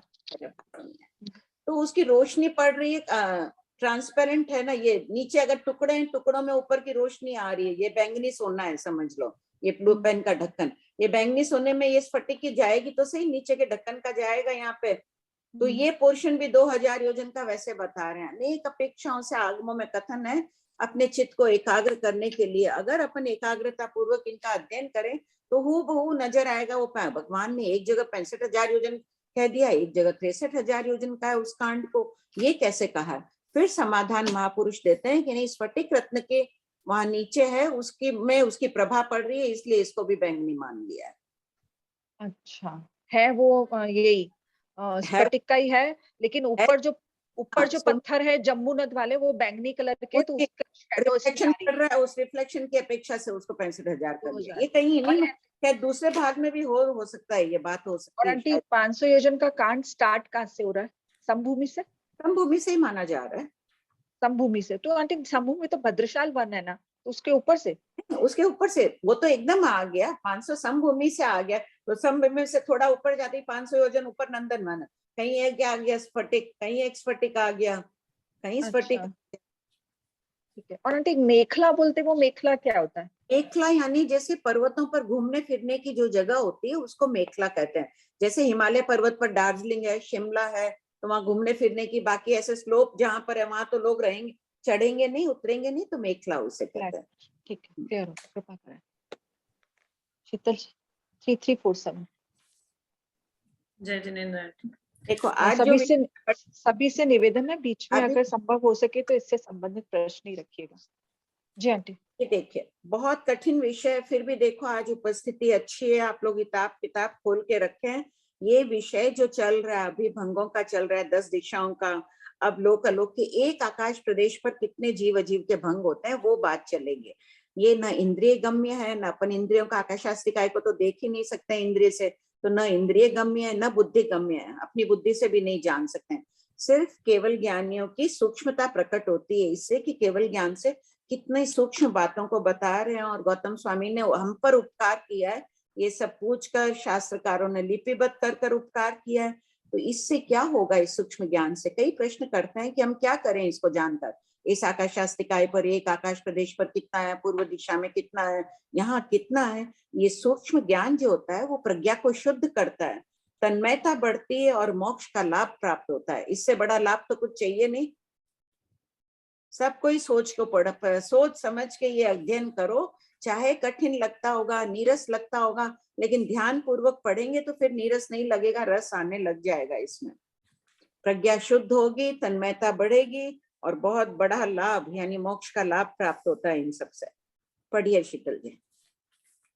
लोक और 3 लोक के एक एक आकाश प्रदेश पर जीव अजीव के भंगों का थोकड़ा। शतक 11 उद्देश्य 10। प्रश्न 3347। शतक 11 उद्देश्य 10 का वर्णन 10 दिशाओं के थोकड़े में क्यों किया गया है? उत्तर, पहला पॉइंट, शतक 10 उद्देश्य 1 में दिशाओं में जीव अजीव के भंग है। और दूसरा पॉइंट, शतक 11 उद्देश्य 10 में एक आकाश प्रदेश पर जीव अजीव के भंगों की व्याख्या है। भंगों के विषय की समानता के कारण शतक 11 उद्देश्य 10 का वर्णन यहाँ किया गया है। देखो, भगवान महावीर ने तो विचरण करते हुए कभी किसी स्थान पर गौतम स्वामी ने कोई प्रश्न पूछा होगा, कभी किसी स्थान पर पूछा होगा, तो अलग अलग जगहों में इससे संबंधित भंग मिल रहे हैं। थोकड़े वालों ने इसको संकलन कर दिया है 10 दिशाओं के थोकड़े में। प्रश्न 3348। लोक में जीव और अजीव के कुल 29 भंग है, स्पष्ट कीजिए। उत्तर, 1, जीव के 18, एक इंद्रिय से अनिंद्रिय तक 6 जीव प्लस 6 के देश प्लस 6 के प्रदेश इक्वल्स 18। दूसरा पॉइंट, अजीव के 11, 1 से 4 धर्मास्तिकाय और अधर्मास्तिकाय का स्कंद और प्रदेश। 5वां और 6ठा आकाशास्तिकाय का देश और प्रदेश। 7 से 10 पुद्गलास्तिकाय का स्कंद, देश, प्रदेश, परमाणु। 11वां काल। प्रश्न 3349। ऊर्ध्वलोक में जीव और अजीव के कितने भंग पाए जाते हैं? उत्तर, पहला पॉइंट, ऊर्ध्वलोक में जीव और अजीव के 28 भंग पाए जाते हैं। दूसरा पॉइंट, लोक में 29 भंग है, उनमें से ऊर्ध्वलोक में चंद्र सूर्य का प्रकाश नहीं है। अतः थर्ड पॉइंट, अतः ऊर्ध्वलोक में रात्रि दिवस रूप प्रमाण काल न होने के कारण 28 भंग ही पाए जाते हैं। ऊर्ध्वलोक में रात्रि दिवस रूप प्रमाण नहीं है तो क्या वहां अंधेरा रहता है? उद्योत रहता है, सदैव उद्योत, वहां 4 चीजों का उद्योत। वहां के रत्नों की प्रभा तो मान लो ये विमान, जहां जहां विमान है, पूरे में तो ऊर्ध्वलोक में विमान नहीं फैले हुए, जहां जहां विमान है तो उनकी रोशनी बढ़ रही है। यहाँ कोई मकान में राजा महाराजा के घर में शादी हो रही है, लाइटिंग हो गई, पूरा मकान चमक रहा है, थोड़ी दूर तक रोशनी फैल जाएगी। उनके देव देवियों के आभूषणों की है, उनके शरीर की ज्योति है, वो भी सीमित क्षेत्र तक होगी। वहां का पूरा वातावरण ही पूरा उजालामय रहता है, उजाला ही रहता है वहां पर। वहां अंधकार कब होता है? जब पूर्वों का विच्छेद हो जाता है, तीर्थंकर भगवान का निर्वाण, जैसे नारकी में तीर्थंकर भगवान का जन्मादि कल्याणकों के अवसर पर उद्योत होता है ना, प्रकाश होता है, तो देवलोकों में अंधकार होता है जब तीर्थंकर भगवान का निर्माण होता है, दृष्टिवाद का विच्छेद होता है, तीर्थ विच्छेद होता है, तब वहां अंधकार होता है। तो वो लोग सोचते हैं कि अंधकार क्यों हुआ है, इस समय उपयोग लगाते हैं कि अभी दृष्टिवाद का विच्छेद हो गया है, तीर्थंकर का निर्माण हुआ है आदि। तो हमेशा ही लाइट रहती है आंटी? हाँ, हमेशा ही पूरे क्षेत्र में ही उजाला रहता है आंटी। ढले भी अपन लाइट जला सकते हैं ना, शाम का वातावरण हो, रात नहीं हुई हो तो भी लाइट जला ही सकते हैं। अमुक स्थानों में ये हेलोजन लैंप्स जला दो तो और ज्यादा लाइट हो जाएगी ना, वैसे समझना चाहिए। हाँ, आंटी पर तेज का विच्छेद और दृष्टिवाद का विच्छेद तो सिर्फ मतलब अपने इधर होता है ना, जम्मू, मतलब इधर भरत और ऐरावत में, पर दृष्टिवाद में तो हमेशा रहेगा। नहीं, दृष्टिवाद महाविद्या में तो हमेशा रहेगा ना, तीर्थंकर भी रहेंगे। महाविद्या क्षेत्र में भी विजयों में दृष्टिवाद का विच्छेद होता है। 14 पूर्वधारी हमेशा रहेंगे, लेकिन पूर्ण दृष्टिवाद के ज्ञाता जो होते हैं उसका विच्छेद होता है। देखो, इस संबंध में अभी निश्चंद आया है आचार्य श्री से, तो उसमें तो लिखा हुआ है यही कि अनेक शास्त्रों के आधार से प्रमाण दे के भेजा है गुरुदेव ने कि दृष्टिवाद और चौदह पूर्वी का ज्ञान एक समान ही रहता है, टीकाओं आदि में दिया है। अब इस विषय में थोड़ी वापस चर्चा करनी भी होगी, लेकिन ठाणांक सूत्र के तीसरे ठाणे में तो स्पष्ट दिया है दृष्टिवाद के विच्छेद में। तो समझ लो यहाँ की अपेक्षा ले लो, यहाँ क्योंकि तीर्थ विच्छेद भी यही होगा, महाविद्य क्षेत्र में तो होगा नहीं। तीर्थ विच्छेद भी यही होगा और दृष्टिवाद तो यहाँ होगा ही होगा, वो तो अपन मानते ही हैं। हाँ, इसमें पहले ये मानते थे कि दृष्टिवाद 14 पूर्वों का शास्त्र ज्ञान रह जाता था, लेकिन थोड़ा विस्मृत हो जाता था उनको दृष्टिवाद का। लेकिन गुरुदेव ने भेजा है निश्चिंत में, ये 14 पूर्वों का ज्ञान ही दृष्टिवाद का ज्ञान है पूरा। यहाँ की अपेक्षा ले लो। ठीक, यहाँ की अपेक्षा से भी इफेक्ट पड़ता है, मतलब हाँ जरूर में पूरे देवों अंधकार छा जाता है। आंटी, हाँ अपन नेरिक में बोल रहे हमेशा अंधेरा रहेगा ऐसा? हाँ, हमेशा अंधकार रहता है, तो खाली के अवसर पर उजाला होता है। तो वहां पर ये जो देव होते हैं ना, जो तकलीफ देते हैं जीवों को, परमाधामी देव, तो क्या वो मणि रत्न और वो सब पहने हुए नहीं रहते हैं क्या? पहने रहते हैं तो ठीक है, वो देवों को दिख गया, पूरा कैसे फैलेगा वहां? ऐसे तो वो अचित अग्नि भी तो जलाते ही हैं, उससे भी तो कुछ तो होता ही है, प्रकाश आदि देखते हैं, एक दूसरे को हंसते हैं दुख पाते हुए देखकर नेरिक। तो उनका प्रकाश पूरे नरकावास में नहीं होता होगा ऐसा? नरकावास में कैसे फैलेगा? मैं यहाँ लाइट जला रही हूँ इस कमरे में, तो इस कमरे तक सीमित रहेगा ना। तो उनके परमाधामी देवों के आभूषण भी देखो वैमानिक देवों जितने नहीं होंगे, हीरा भी अनेक प्रकार का होता है ना। आज है वैसे रत्न, एक मिनट रत्नों का बता रही हूँ। एक आचार्य हरिभद्र को जब प्रायश्चित मिला था 1444 ग्रंथों की रचना करने के लिए, वो बहुत दुखी रहते थे कि मैं दिन भर लिखता हूँ फिर भी मेरा प्रायश्चित पूरा नहीं होता है। लल्लक नाम का एक श्रावक था, वो समझ गया कि आचार्य श्री के चेहरे पर क्यों उदास, मुनि के चेहरे पर क्यों उदासी रहती है। उन्होंने एक रत्न लाके रात में वहां पर रख दिया, जिसके प्रकाश में आचार्य हरिभद्र लेखन कार्य करते थे। अब है ऐसे चमकीले रत्न कि रात उजाला हो जाए, तो परमात्मा के भी ठीक है उजाला होगा। आज आप भी पहन लो सोना चांदी हीरा चांदी हाथ में, तो रात के अंदर चमकीली कोई चीज दिख जाएगी, लेकिन उनके वैमानिकों और जैसे चमकीले थोड़ी रहते होंगे ना, और हो तो भी थोड़ी दूर में हो गया प्रकाश उनका। गहना चमकता हुआ, दांत सफेद होते हैं, दांत चमकते हुए दिख जाते हैं, चाहे पूरा काला भी हो। तो उसी प्रकार वो थोड़ी सी दूर दिख गया दांत का प्रकाश। ठीक है आंटी। जय जिनेंद्र। जय जिनेंद्र। आंटी, अभी आप जो फरमाए कि थोड़ी देर के लिए वहां मतलब रात्रि हो जाती है, लाइक तीर्थंकर भगवान का निर्वाण होता है उस समय पर, तो वो कितना टाइम रहता है? अंतर मुहूर्त या उससे कम या ज्यादा काल? क्या काल होता है? नहीं, ज्यादा तो नहीं होगा। जैसे यहाँ भी कितना कहते हैं नरकावासों में भी अंतर मुहूर्त तो बीत ही जाता है, 2 क्षण मात्र के लिए कहते हैं, तो वहां भी थोड़ी देर के लिए उद्योग अंधकार हो जाता है। आंटी आप संभावना क्षण मात्र बोले तो क्षण का टाइमिंग आप 7 मिनट जैसा कुछ लगभग 7 मिनट, वो ज्योतिष शास्त्र मानते हैं लगभग 7 मिनट। लगभग 7 मिनट क्या? हाँ, एक क्षण का। वो अपने जैनागमों में वर्णन नहीं है, क्षण मात्र के लिए होता है। तो क्षण का ज्योतिष वाले बोलते हैं कि 7 मिनट के लगभग टाइम होता है एक क्षण में। जय जिनेंद्र आंटी जी। हाँ बोलिए। या आप नारकी का बता रहे थे, तो नारकी में जो सम्यक दृष्टि जीव जाते हैं तो उनको परमाधामी देव अगर तकलीफ नहीं देते हैं या वो सहन करते हैं? सम्यक दृष्टि जीवों को दुख तो उनको जो देना है हो सकता है। देखो दोनों बात है कि परमाधामी देव भीड़ है, कईयों को दे रहे हैं, कईयों को छोड़ भी दिए। तीर्थंकर की आत्मा भी होती है, मान लो सम्यक दृष्टि को तो दे ही रहे, तीर्थंकरों की आत्मा रहती है, कुछ तो पुण्यवानी की भी रहती है, तो उनको छोड़ देते होंगे। अच्छा, इच्छा ही नहीं होती उनको, तो पता नहीं है परमाधामी देवों को कि ये भावी तीर्थंकर है। किसी को देखकर इच्छा नहीं हुई, ज्यादा दुख नहीं दिया, थोड़ा दे के छोड़ दिया, और दिया भी है दुख। तो आम निम्बोलीवत एक ही बगीचे में आम का पेड़ लगाते हैं, नीम का पेड़ लगा, नींबू का पेड़ लगाओ, करेले का पेड़ लगाओ, एक ही पानी होते हुए भी खारापन आदि रहता है ना। उसी प्रकार नरक में जो क्षेत्र वेदना होती है और परमाधामी देवों द्वारा भी जो दी जाती है, उनकी सम्यक दृष्टि देव तीर्थंकर आदि की आत्मा अल्प अनुभव करती है। वो सोचती है हमारे कर्मों का उदय है, छोड़ो क्या करना है, अपने भावों को शुद्ध रखने का प्रयास करते हैं। क्योंकि वो तो अवधि ज्ञानी भी होते हैं ना परमाधामी देव। क्या अवधि ज्ञानी भी होते हैं ना परमाधामी देव तो। अवधि ज्ञान होता है, लेकिन अवधि ज्ञान सीमित होता है ना उनका। आंटी परमाधामी तो विभंग वाले होंगे ना। परमाधामी विभंग तो भी क्या हुआ, विभंग से भी क्षेत्र तो देखते ही हैं देवता। हाँ ठीक है आंटी जी, बहुत बहुत मैं भी कोशिश कर रही हूँ सुनने की और टेक अप क्वेश्चन करने की। नहीं, सुनने की नहीं, पढ़ने की और पढ़ाने की। कहाँ से बोल रहे हैं आप? आंटी लोअर हैंड कर दिया मैंने। प्रियंका जी आपका कोई डाउट है? अभी भी शायद उनको बीच में इंटरप्ट हो गया था ना। प्रियंका जी हो तो पूछ लीजिए। प्रियंका जी। हाँ श्वेता जी, नहीं हो गया था मेरा क्लियर, थैंक यू। हाँ बोलो कुसुम भाई।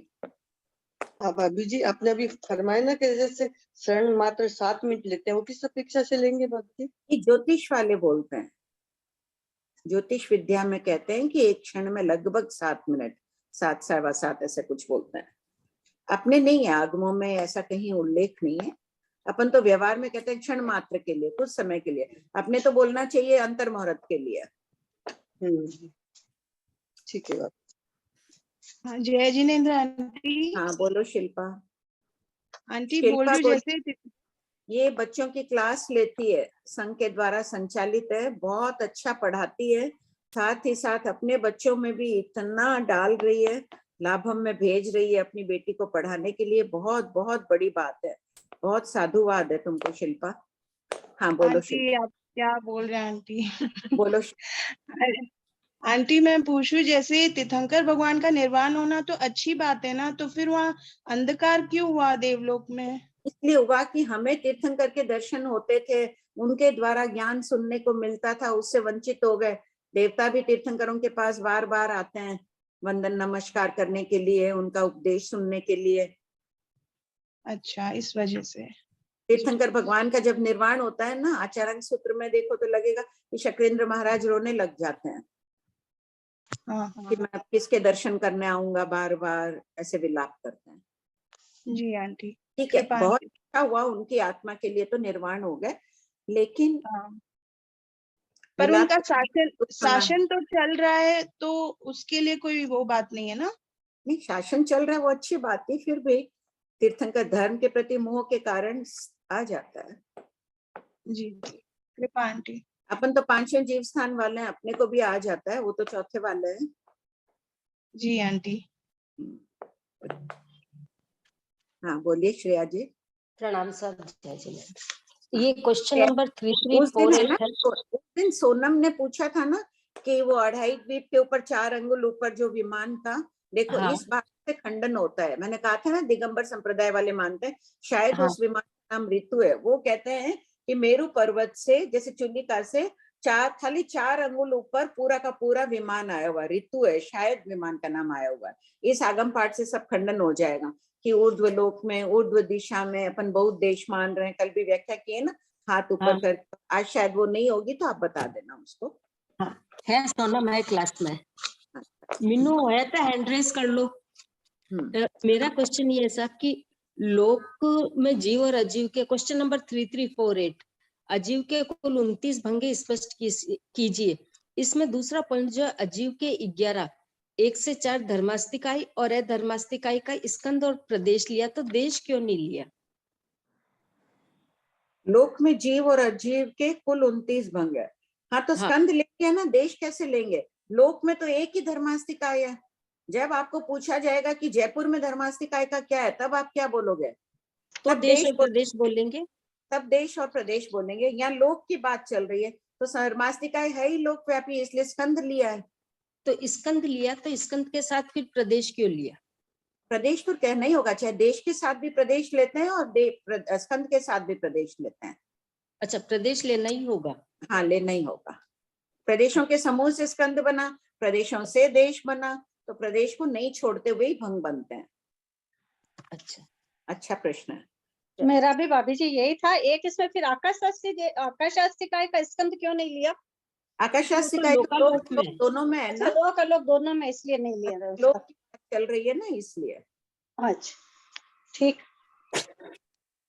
आंटी हाँ, ये उधर दिशा और उधर लोक दोनों अलग अलग है क्या?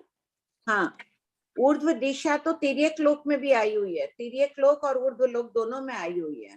ऊर्ध्व लोक तो 900 समभूमि से 900 योजन के बाद से ऊर्ध्व लोक शुरू हो रहा है, और ऊर्ध्व दिशा मेरु पर्वत के समभाग में जो 8 प्रादेशिक रुचक है उसमें 4 प्रदेश ऊपर वाले ऊर्ध्व दिशा है ना। हाँ, तो हाँ, तिर्यक लोक में भी है ही, वो 900 योजन तक भी है, उसके आगे भी है, अलोक में भी है। हाँ, हाँ आंटी, क्योंकि एक जिज्ञासा हुई थी क्योंकि उसके पहले ही ये 334140 में ये आया ना कि उधर दिशा में विदिशा के समान 38 भंग पाए जाते हैं, मतलब वहां पर तो है चंद्र सूर्य का प्रकाश। हाँ। लेकिन उधर लोक में नहीं है। हाँ, ऊर्ध्व लोक में नहीं है। ठीक है आंटी, हो गया, थैंक यू। बहुत अच्छी तरह पढ़ना ये विषय, बार बार सबको ही पढ़ना।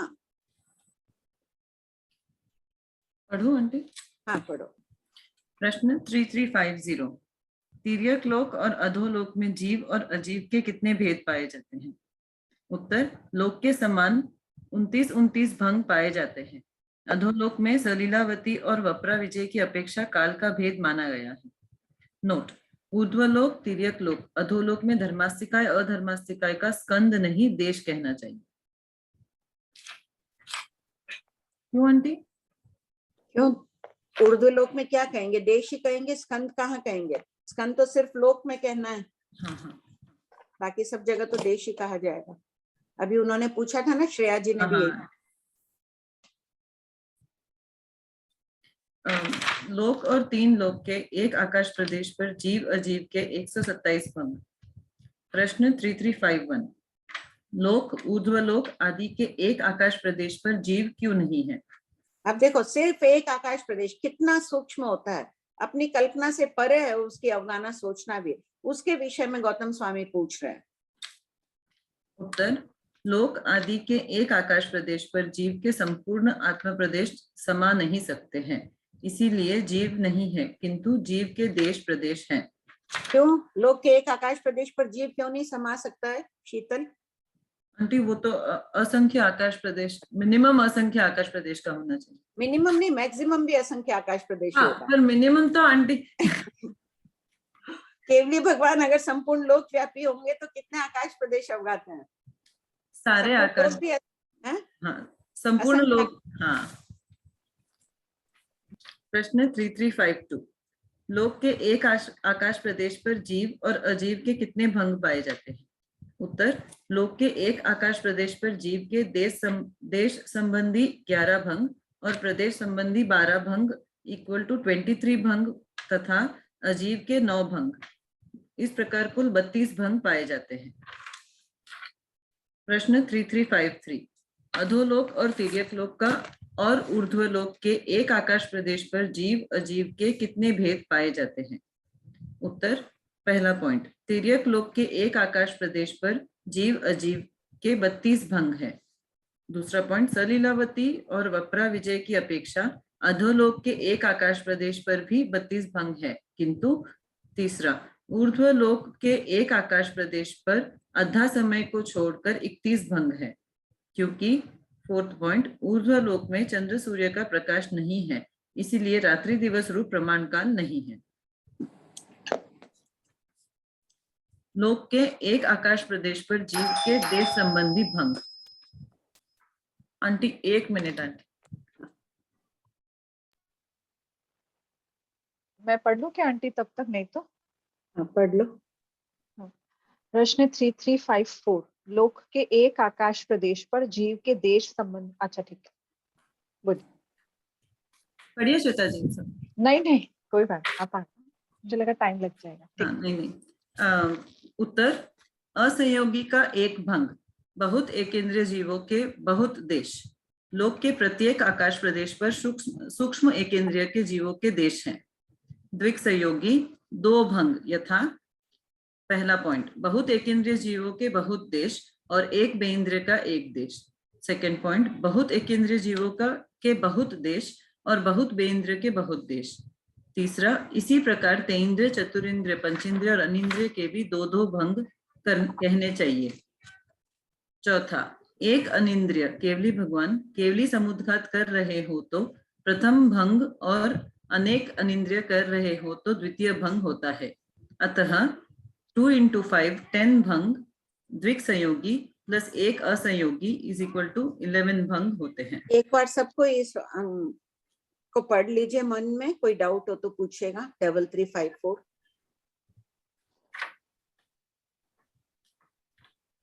हो सके तो रफ पेपर लेके जल्दी से लिख के बनाइए ये भंग।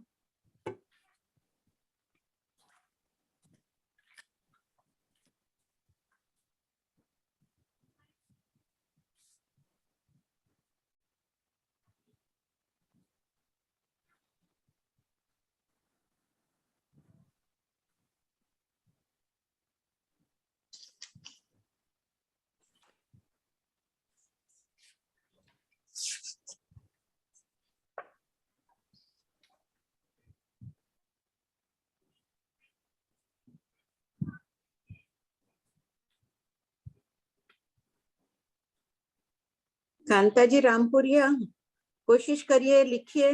अनीता जी जैन, हाँ देख कर ही लिखिए चाहे।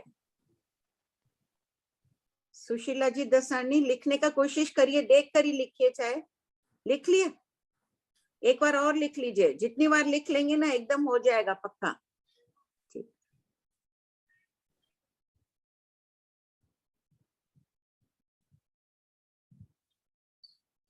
सुमन हो रहा है क्लियर? कुछ डाउट नहीं है इसमें? पूछ लो। सुमन आईफोन को एक बार अनम्यूट करो ना श्वेता। जी आंटी। वीना जी। नहीं सुमन एक minute Suman ji hand raise करेंगे क्या प्लीज? सुमन आईफोन नहीं करेगी, उसको वो लग रहा है। अच्छा वीना जी आप कर लीजिए ना, पूछ लीजिए तब तक। हाँ वो 4th पॉइंट क्लियर नहीं हो रहा। एक अनिंद्रिय केवली समुद्धात कर रहे हो तो प्रथम भंग, और अनेक अनिंद्रिय कर रहे हो तो द्वितीय भंग। ये थोड़ा सा देखो, एक अनिंद्रिय केवली सिर्फ एक ही जीव कर रहा है तो प्रथम भंग हो जाएगा ना। बहुत एक इंद्रिय जीवों के बहुत देश, एक अनिंद्रिय का एक देश। और जब बहुत जीव कर रहे होंगे तो बहुत अनिंद्रिय के बहुत देश, दूसरा भंग हो जाएगा। आंटी सुशीला आईफोन है, सुमन आईफोन का है। सुमन जी दसोड़िया है क्या? नहीं, सुमन आईफोन है उनका। श्वेता जी उन्होंने हैंड रेस किया है सुमन आईफोन। तो भाभी जी ये भी डाउट, ये जो बहुत देश की बात कर रहे हैं तो ये क्या एक समय की अपेक्षा कर रहे हैं? एक आकाश प्रदेश में तो प्रत्येक आकाश प्रदेश भी हो रहा है, क्या समय भी इंक्लूड हो रहा है इसमें? नहीं, यहाँ समय से बात नहीं है, यहाँ क्षेत्र से बात चल रही है। सब एक आकाश प्रदेश पर बता रहे हैं कि एक अनिंद्रिय का एक देश, एक आकाश प्रदेश है, एक पंचेंद्र का एक देश। मेरी अंगुली यहाँ पड़ी है अभी। लेकिन वो टाइम चेंज होने पर वो तो कभी भी कुछ भी कहीं पे भी चेंज हो सकता है ना। हाँ, तो दूसरे आकाश प्रदेश पर चला गया।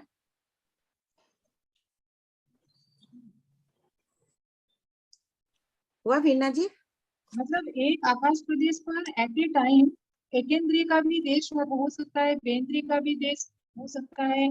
मतलब बहुत सारी जीवों का एक आकाश प्रदेश पर देश प्रवेश हो रहा है। अभी ये पूरा आकाश प्रदेश खाली पड़ा है मेरे सामने। एक इंद्रिय जीव तो ठस भरे हुए हैं। प्रत्येक आकाश प्रदेश पर सूक्ष्म निगोद के अनंत आत्म प्रदेश तो आए हुए हैं, तो उनके देश भी है और प्रदेश भी है। प्रत्येक आकाश प्रदेश जो मेरे सामने खाली स्थान है, अब मैंने यहाँ अंगुली रख दी तो मेरा भी पंचेंद्रिय का भी देश और प्रदेश आ गया ना। यहाँ केंद्रीय तो है ही। और मान लो कि ये कोई पृथ्वी का एक जीव पड़ा है, मिट्टी पड़ी है, कुछ पड़ा है, तो यहाँ पृथ्वी का एक जीव है, उसमें एक में एक नहीं हुआ, स्पर्श करके अपना रह ही सकता है। इसलिए जहाँ बादर त्रस्त जीव है वो आगे वर्णन आ जाएगा।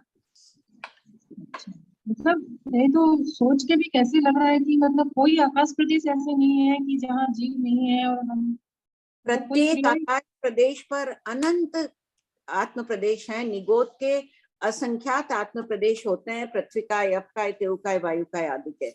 ये अपने 14वें शतक में आ जाएगा। 4411 खोलो एक बार वीना जी। हालांकि बहुत दिन बाद वो आएगा, देख लो, आपकी जिज्ञासा है इसलिए।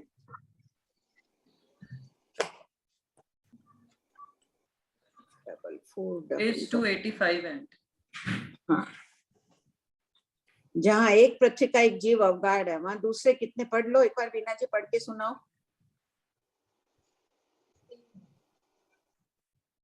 पेज नंबर 285 है बीना। या तो ये आप पढ़ लेना ना, इसमें वही वर्णन है कि प्रत्येक आकाश प्रदेश पर सूक्ष्म वनस्पति के तो अनंत आत्म प्रदेश हैं और पृथ्वीकाय, अपकाय आदि के असंख्य आत्म प्रदेश है हर आकाश प्रदेश पर। देखो प्रकाश बादर है ना, प्रकाश छाया बादर है, ये भी बादर औदारिक शरीर है सूक्ष्म जीवों का भी। तो जहाँ एक लाइट जल रही है वहां पे सैकड़ों लाइट और जला लो, प्रकाश में प्रकाश समा सकता है। तो बादर पुद्गल में भी उसी प्रकार औदारिक शरीर भी इनमें सूक्ष्म नाम कर्म एक ऐसी अभिव्यक्ति प्रकट कर देता है कि जहाँ एक शरीर रहा हुआ है वह अनंत जीव रह जाते हैं। ये सब नाम कर्म का प्रभाव है। हाँ बोलिए शकुंतला जी। आंटी सुमन जी का है ना पहले। हाँ बोलो सुमन। संजय जी, हाँ एक इंद्रिय जीवों के बहुत देश और एक बेइंद्रिय, वहाँ उसी जगह एक तेंद्रिय, एक चौरेंद्रिय, एक पंचेंद्रिय, ऐसे करना है। आगे तो अलग अलग नहीं, अलग अलग जगह। जहाँ एक बेइंद्रिय वहाँ तेंद्रिय नहीं रहेगी। जहाँ मैं बैठी हूँ वहां पे दूसरा आजीव नहीं बैठ सकेगा उसी क्षेत्र में। मेरे पेट में, आंख में, नाक में कहीं खाली स्थान में कोई बेइंद्रिय तेंद्रिय कीड़े हो जाए, बाकी जहाँ भरा हुआ ठोस भाग है वहां नहीं होंगे। तो त्रस जीव नहीं होते, लेकिन सूक्ष्म जीव का तो मैंने अभी बता दिया, एक खाली स्थान आदि में। तो दूसरी जगह समझना, इस आकाश प्रदेश पर बेइंद्रिय है, इस आकाश प्रदेश पर तेंद्रिय है। ये पेन है वो तेंद्रिय की तो जगह इसका है। भंग कैसे लिखेंगे अपन? भंग अलग अलग लिखो, पहले बेइंद्रिय के 2 भंग लिखो, फिर तेंद्रिय के 2 लिखो, फिर चतुरिंद्रिय के 2 लिखो। किए ना गुणे 10 भंग बताए ना। हाँ तो वही तो मैं पूछ रही हूँ ना, जहाँ पर बेइंद्रिय अब नेक्स्ट भंग करेंगे तो एक इंद्रिय जीवों के बहुत देश और फिर एक बेइंद्रिय की जगह एक तेंद्रिय देश करना पड़ेगा। हाँ, एक तेंद्रिय का एक देश, फिर बहुत तेंद्रिय के बहुत देश। हाँ, फिर हाँ, बनाओगी चतुरिंद्रिय के, फिर बना हाँ। लिख लो। ये सब है ना, लिख लिख के आदत कर लो 1-2 बार। नहीं वही मैं समझना चाह रही थी कि ऐसे ही करना है, कैसे करना। हाँ ऐसे ही करना। ठीक आंटी जी प्रणाम जी। हाँ शकुंतला जी बोलिए। जय जिनेन्द्र आंटी जी, इसमें जो भंग बनाया ना आंटी जी, बहुत बेंद्रीय जीवों के बहुत देश, तो वो समुद्घात की अपेक्षा समझना होगा ना। ये अगला प्रश्न है 3356 में आ जाएगा शकुंतला जी। अच्छा हाँ आगे हाँ, समुद्घात की कषाय मारणांतिक। मेरा डाउट पूछूं मैं आंटी? हाँ बोलो आंटी। इसको जैसे अपन प्रयोग पद के थोकड़े में करते हैं वैसे ही है क्या? शाश्वत तो हो गए बहुत एकेंद्रीय जीवों के बहुत देश, और बाकी के जो भी बन रहे वो अशाश्वत है, जब होंगे तब घटित होंगे, ऐसा ही समझना आंटी? ऑल टाइम तो होंगे नहीं ना? बिल्कुल नहीं, शाश्वत है। एक बेइंद्रिय का एक देश कहीं ना कहीं तो है ही, कोई ना कोई आकाश। बेइंद्रिय आदि संपूर्ण लोक व्यापी तो है नहीं, लेकिन जहाँ कहीं रहे हुए हैं तो लोक का एक आकाश प्रदेश तो है ही वहाँ। तो आंटी फिर अगर शाश्वत बोलेंगे तो तो केवली समुद्घात तो खुद अशाश्वत है, फिर आप अनिंद्रिय का एक देश कैसे घटित करेंगे ऑल टाइम? अनिंद्रिय में कर लो, अनिंद्रिय में केवली भगवान का एक देश कर लो, एक अंगुली टच हो रही है। और आंटी इसमें मेरे को और क्या डाउट आया था, जैसे एक अनिंद्रिय केवली भगवान केवली समुद्घात कर रहे हो चौथे पॉइंट में, तो प्रथम भंग, तो प्रथम भंग में क्या एक प्रदेश को ही देश कह दिया है, या फिर जब वो कपाट निकाल रहे हैं तब उस एक पे बहुत प्रदेश रहे, ऐसा समझना? देश पर भी मेरी अंगुली पड़ी है, मैंने तो केवली समुद्घात लगता है यूं लिख दिया। सामान्य भी घटित हो जाता है, जैसे मैं अपना कर रही हूँ, पंचेंद्रिय का कर रही हूँ कि यहाँ, तो उसी प्रकार केवली भगवान की एक अंगुली पड़ी है इस आकाश प्रदेश पर। एक पर तो समाएगी ही नहीं, असंख्य आकाश प्रदेश को स्पर्श की हुई है उनकी अंगुली भी, तो उसको एक देश कह दिया। और वहां प्रदेश कितने हैं उनके? बहुत प्रदेश हैं। तो ऐसा कोई जरूरी नहीं है कि हर आकाश प्रदेश पे घटित हो, अगर लोक के एक आकाश प्रदेश पे भी घटित हो गया इसका मतलब लोक में वो भंग घटित हो गया। हाँ हाँ समझना है। हर आकाश प्रदेश पर तो विकलेंद्रिय और पंचेंद्रिय आदि है ही नहीं ना। जहाँ है वही डाउट आ रहा है। एकेंद्रिय के लिए बताया वो बात विकलेंद्रिय के तो नहीं कही गई है ना। बहुत एकेंद्रिय जीवों के बहुत देश हर एक आकाश प्रदेश पर मिल जाएंगे, बेइंद्रिय आदि तो नहीं। मुझे इसमें क्या लगा कि असंयोगी तो हो गया शाश्वत, और अगर द्विसंयोगी ले रहे हैं तो वो अशाश्वत हो गया, तो प्रयोग तक के हिसाब से मेरे को अभी तक समझ आ रहा था। नहीं नहीं नहीं, यहाँ अशाश्वत क्यों लो? संपूर्ण लोक में नहीं है वो एक अलग बात है, लेकिन लोक में विकलेंद्रिय तो रहते ही हैं। तो बस आपके अनिंद्रिय भगवान तिरछे लोक में कहीं पर भी हो, अगर महाविद्य हाँ, क्षेत्र में भी है तो बस उनका एक देश हो गया, भले वो केवली समुद्घात नहीं कर रहे हो तो भी। हाँ, नहीं करो, ये ऐसे ही दे दिया होगा, उस समय कुछ दिमाग में आई होगी बात लिखते वक्त। और आंटी एक देश तो तभी बोलेंगे ना कि जब वो पहला भंग कर रहे हैं बहुत एकेंद्रीय जीवों के बहुत देश और एक अनिंद्रिय का एक देश। अच्छा हाँ देश है, अच्छा मैं देश हो गया, आपने पढ़ी है उनकी। हाँ हाँ मैं प्रदेश समझ गई, ठीक है आंटी मैं समझ गई। हाँ बोलिए, शकुंतला जी का हो गया क्या? शकुंतला जी लोढ़ा। हाँ आंटी जी हो गया। प्रणाम भाभी जी, जय जिनेंद्र।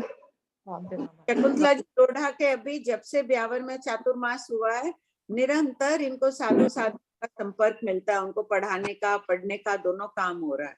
आप लोगों को भी सबको निवेदन कर रही हूँ, पढ़ाना शुरू करिए। प्रभा भाई आपकी क्लास शुरू हो गई? ये सोच लो यही कि जिन शासन की प्रभावना करनी है, इस माध्यम से हर एक को पढ़ाना है, किसी न किसी को।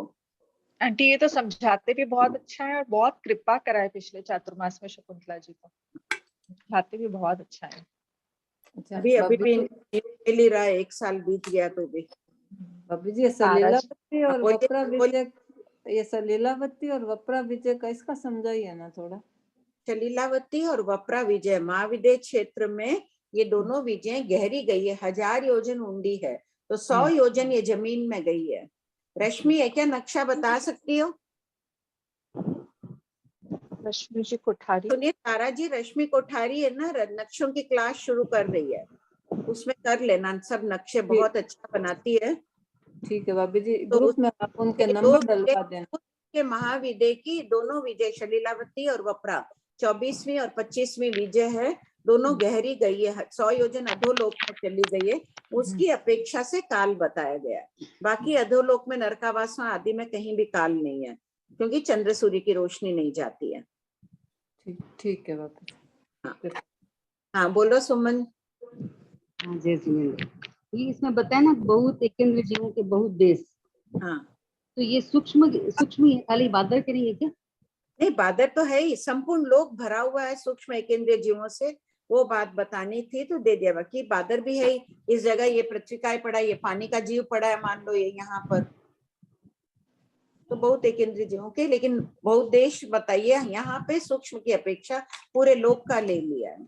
तो यहाँ पे फिर एक एकेंद्रीय का जैसे एक देश लिया है, तो फिर यहाँ बहुत एकेंद्रीय जीवों के बहुत देश लिए ना। एक एकेंद्रीय का एक देश लिया ही नहीं है, एकेंद्रियों के बहुत, क्योंकि बहुत है एकेंद्रीय, हर आकाश प्रदेश पर अनंत आत्म प्रदेश है निगोद की अपेक्षा।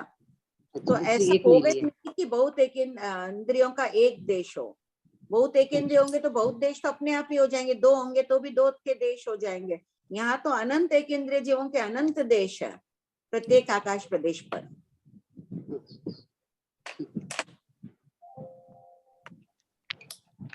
वो गुरुदेव सुमन छाजेड़ है, गुरुदेव का कुछ भी रहता है एक भजन नया बना लेती हैं अपने आप, इतने सुंदर वाक्य लिखती हैं भजन में। हो गया आप दोनों का, तारा जी सुमन जी? हाँ श्वेता जी और रश्मि जी का नंबर डलवा दीजिएगा ग्रुप में, तो फिर उनसे कांटेक्ट कर लेंगे। हाँ आंटी जी आप देख लीजिएगा ना। आंटी हाँ जय जिनेंद्र। तो तीसरा भंग ऐसा होगा आंटी, बहुत एकेंद्रीय जीवों का बहुत देश और एक तेंद्रिय का एक देश। तीसरा भंग नहीं होगा, वो कौन सा भंग बनेगा? चौथा।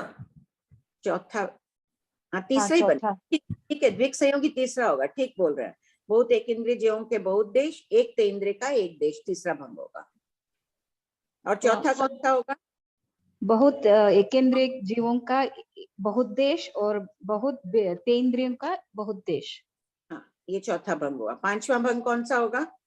बहुत एकेंद्रीय का जीवों का बहुत देश और एक चौरेंद्रिय का एक देश। हाँ बोल दो, आगे भी बोल दीजिए। बहुत एकेंद्रीय जीवों का बहुत देश और बहुत चौरेंद्रिय का बहुत देश। बहुत एकेंद्रीय जीवों का बहुत देश और एक पंचेंद्रिय का एक देश। बहुत एकेंद्रीय जीवों का बहुत देश और बहुत पंचेंद्रिय के बहुत देश। फिर बाद में एक बहुत एकेंद्रीय जीवों के बहुत देश और एक अनिंद्रिय केवली समुद्घात का एक देश। ठीक, एक अनिंद्रिय का एक देश भी बोल दो तो भी ठीक है। मैं तो केवली समुद्घात का एक उदाहरण लिख दिया है। बहुत एकेंद्रीय जीवों के बहुत देश और अनेक अनिंद्रिय के बहुत देश। ठीक ठीक है। हाँ। मीता जी सेठिया, आपके क्लियर हो गया ये विषय? प्रभा जी भंसाली को अनम्यूट करो ना। प्रभा भाई आपका शुरू हो गया? प्रभा आंटी हैंड रेज करिए ना प्लीज। सुमन जी आप तब तक अपना डाउट पूछ लीजिए ना, आपको बोलो अनम्यूट कर रही हूँ। प्रभा आंटी ये 11वां नंबर है ना, असंयोगी का एक भंग, वो कैसे होगा? फर्स्ट लाइन पढ़ो तुम 3354 उत्तर की। असंयोगी एक भंग पढ़ो। हाँ, असंयोगी एक भंग है, पर वो कैसे ऐसे लिखेंगे वो मैं पूछ रही हूँ। बस बहुत एकेंद्रीय जीवों के बहुत देश हो गया। बहुत एकेंद्रियों के बहुत देश, बस एक ही लाइन है बस? हाँ, एक ही लाइन है। अच्छा ठीक है दीदी, प्रणाम। हाँ ठीक, पढ़ो।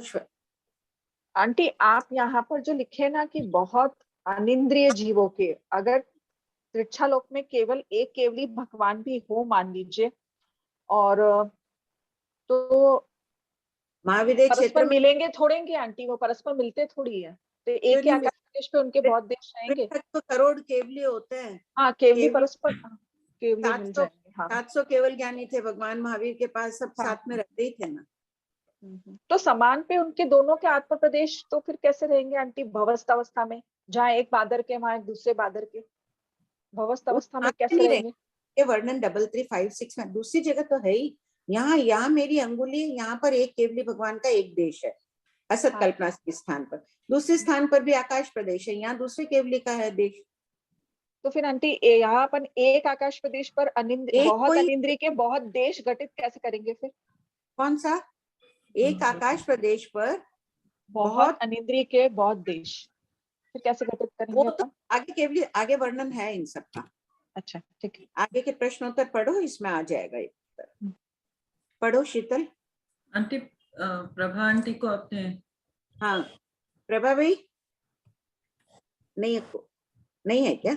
है आंटी अनम्यूट नहीं कर रही। आंटी अनम्यूट करिए ना। हाँ हो गए। प्रभा भाई पढ़ाना शुरू कर दिए क्या? नहीं भाभी जी, भी बुक्स नहीं है ना सबके पास। अच्छा बुक्स मंगवा के फिर उसके बाद। अच्छा ये अभी बना लिया वो। प्रश्नमाला पहला भाग शुरू करेंगे और रश्मि शुरू कर रही है नक्शे। इसी प्रकार सब कोई चाहे 2-4 जने भी मिले पढ़ाना शुरू करो, तब खुद का भी ज्ञान स्थिर रहेगा और आगे भी प्रभावना करना है जिन शासन के। अच्छा भाभी जी, ये असंयोगी का एक भेद है, उसमें बहुत एकेंद्रीय जीवों के बहुत देश, तो इसमें एक एकेंद्रीय का एक देश नहीं होगा क्या? नहीं होगा, क्योंकि लोक में हर एक आकाश प्रदेश पर अनंत एकेंद्रीय जीव देश रहते हैं, आत्म प्रदेश रहते हैं। निगोद के जीव पूरे लोक में ठसाठस भरे हुए हैं। 444111 है ना, एक बार आप लोग ध्यान से पढ़ लेना। ठीक, बाद में आएगा तो 4411 बहुत दिन से पढ़ो आंटी। हाँ, प्रश्न 3355। लोक के एक आकाश प्रदेश पर एक बेंद्रिय का एक देश ही क्यों रहता है, बहुत देश क्यों नहीं रह सकते हैं? उत्तर, एक आकाश प्रदेश सूक्ष्म छोटा है, इसलिए इस पर एक देश अंश ही रह सकता है, बहुत देश नहीं। प्रश्न 3356। लोक के एक आकाश प्रदेश पर बहुत बेइंद्रिय यावत बहुत पंचेंद्रिय जीवों के बहुत देश कैसे रह सकते हैं? वेदना कषाय मरणांतिक समुद्घात के समय ही लोक के एक आकाश प्रदेश पर बहुत बेइंद्रिय यावत बहुत पंचेंद्रिय जीवों के बहुत देश होते हैं। जैसे देखो कि अभी कोई मरणांतिक समुद्घात मैं कर रही हूँ या वेदना समुद्घात कर रही हूँ, दूसरा जीव मेरे पास बैठा है वो भी कर रहा है, तीसरा भी कोई कर रहा है, सबके आत्म प्रदेश मिल के जा रहे हैं। पूरे मेरे शरीर से भी अनंत जीवों के आत्म प्रदेश आ जा रहे हैं, कि जिस कारण कोई बाधा पीड़ा तो नहीं होती है। इस अपेक्षा से एक आकाश प्रदेश पर त्रस्त जीवों के बहुत देश और प्रदेश कहे जा रहे हैं। अन्यथा जहाँ एक बादर जीव रहता है, यहाँ बादर का आशय त्रस्त जीवों की अपेक्षा है। बेंद्रिय जीव का वर्णन चल रहा है ना, तो त्रस्त जीव रहता है। उसी आकाश प्रदेश पर दूसरा त्रस्त जीव नहीं रह सकता है। पहले भी मैंने कहा ना, मैं बैठी हूँ वहां दूसरा बादर जीव नहीं रहेगा। मेरे शरीर में जहां जहां पोलार है वहां पर रह सकते हैं। पढ़ो। अन्यथा जहाँ एक बादर जीव है उसी आकाश प्रदेश पर दूसरा बादर जीव नहीं रह सकता। इसमें ना त्रस कर लो, सब कोई त्रस कर लो इसको, नहीं तो बादर में तो फिर एकेंद्रीय समझ लेंगे। जबकि बादर एकेंद्रीय में कहा है, जहाँ एक बादर पर्याप्त एकेंद्रीय पृथ्वी है, वहां पे असंख्यात अपर्याप्त जीव भी आके उत्पन्न हो जाते हैं उसी अवगाना में। तो ये बात त्रस के लिए लागू होती है। त्रस ही लिखना चाहिए था मुझे। हाँ बोलो सुधा। सुधा जी। प्रणाम। प्रणाम भाभी। हाँ सुधा बोलो। मैं ये पूछ रही थी कि जैसे अभी बोले ना कि ये वेदना कषाय मरना समुद्घात के समय में भी है ना, ये एक आकाश प्रदेश में बहुत जीवों के देश रह सकते हैं। तो अपने तो करते हैं ना कि वेदना और कषाय समुद्घात में अपने शरीर अवगाना से बाहर निकलते ही नहीं आत्म प्रदेश, तो फिर क्या शरीर अवगाना में वही अपने रहा हुआ कोई विकलेंद्रिय भी है, पेट में कीड़ा हुआ है, वो भी वेदना समुद्घात कर रहा है, तो आत्म प्रदेश एक में हो रहे हैं ना, तो पंचेंद्रिय हो रहे हैं ना। पंचेंद्रिय के जैसे बहुत पंचेंद्रियों के फिर वेदना समुद्घात के कैसे होंगे? वो तो बेंद्रिय और उसके साथ हो गए बहुत। समुच्चय मनुष्य आदि भी है, वो भी कर रहे हैं समुद्घात। अच्छा। शरीर में रहे हुए कर रहे हैं, शरीर में ही कोई जीव कर रहा है, वही विकलेंद्रिय है, वही कुछ है। कोई बाहर भी रहा हुआ वेदनी है, मान लो कि समुद्घात आदि के समय है, मरणांतिक समुद्घात का तो हो ही गया, माना तो शरीरस्थ भी हो जाता है। ठीक है। आंटी सुधा जी जो पूछे उसमें ऐसा नहीं हो सकता कोई सूक्ष्म अवगाना वाला पचेंद्रिय चला गया हमारे पेट में भोजन के साथ में, किसी में उसका रस परिणमन नहीं हुआ, फिर वो समुद्घात कर रहा है, क्या वो संभव नहीं है? हाँ वही तो अपन बात कर रहे हैं ना कि अपने शरीर में ही रहे हुए त्रसदेव विकलेंद्रिय आदि शरीर में ही रहा हुआ है। पंचेंद्रिय उत्पन्न नहीं हुआ, खाने के साथ में कहीं चला गया निश्चय। हाँ हो सकता है ना। आंटी अपने ये लाइन क्यों दी है आंटी ब्रैकेट में? मानांतिक समुद्घात के समय वर्तमान आयु का उदय रहता है। जैसे बेंद्रिय मारणांतिक कोई भी जीव मारणांतिक समुद्घात कर रहा है तो ये नहीं सोचना एकेंद्रिय में उत्पन्न हो रहा है तो उसकी आयु का वेदन है, पूर्व भव की आयु का ही वेदन कर रहा है। प्रश्न 3357, क्या लोकांत के एक आकाश प्रदेश पर भी एक बेइंद्रिय का एक देश और बहुत बेइंद्रिय के बहुत देश हो सकते हैं? उत्तर, यद्यपि लोकांत में बेइंद्रिय आदि त्रस जीव नहीं होते हैं, किंतु सेकंड पॉइंट, एक इंद्रिय में उत्पन्न होने वाले बेइंद्रिय आदि जीव मरणांतिक समुद्घात में तेजस कार्बन शरीर की अपेक्षा लोकांत में होते हैं, अतः ये दोनों भंग लोक में सर्वत्र पाए जाते हैं। आंटी इसमें मेरे को डाउट है, मैं पढ़ी थी ना, लोक के बिल्कुल ऊपरी प्रतर पे, बिल्कुल ऊपरी प्रतर पे मान लीजिए कोई जीव है, तो आंटी हम बोलते हैं कि जीव तो लोक के कुछ प्रतरे छोड़ के दूर उत्पन्न होता है ना, क्योंकि उसको उत्पन्न होने के लिए इतना क्षेत्र जाता है, और जीव मरणांतिक समुद्घात करेगा तो उत्पत्ति क्षेत्र तक ही करता है, तो फिर वो लोकांत में कैसे पहुंचा ऊपर वाली प्रतर पे उसके आत्म प्रदेश? नहीं तो उसकी अवगाना खाली एक आकाश प्रदेश थोड़ी होगी, वो फैल के ही रहेगी ना, असंख्य आकाश प्रदेश अवगाड़ करके रहेगा। तेजस कार्बन शरीर जाएंगे तो एक आकाश प्रदेश पर कैसे रहेंगे, फैलेंगे ना। तो वो उत्पत्ति क्षेत्र पूरा लोकांत को भी टच करके रहा हुआ है, ऐसा समझना पड़ेगा। हाँ अच्छा ठीक है, क्लियर हो। नोट किसको पूछना है इसमें कुछ? एक बार पढ़ लो ये वाला प्रश्न।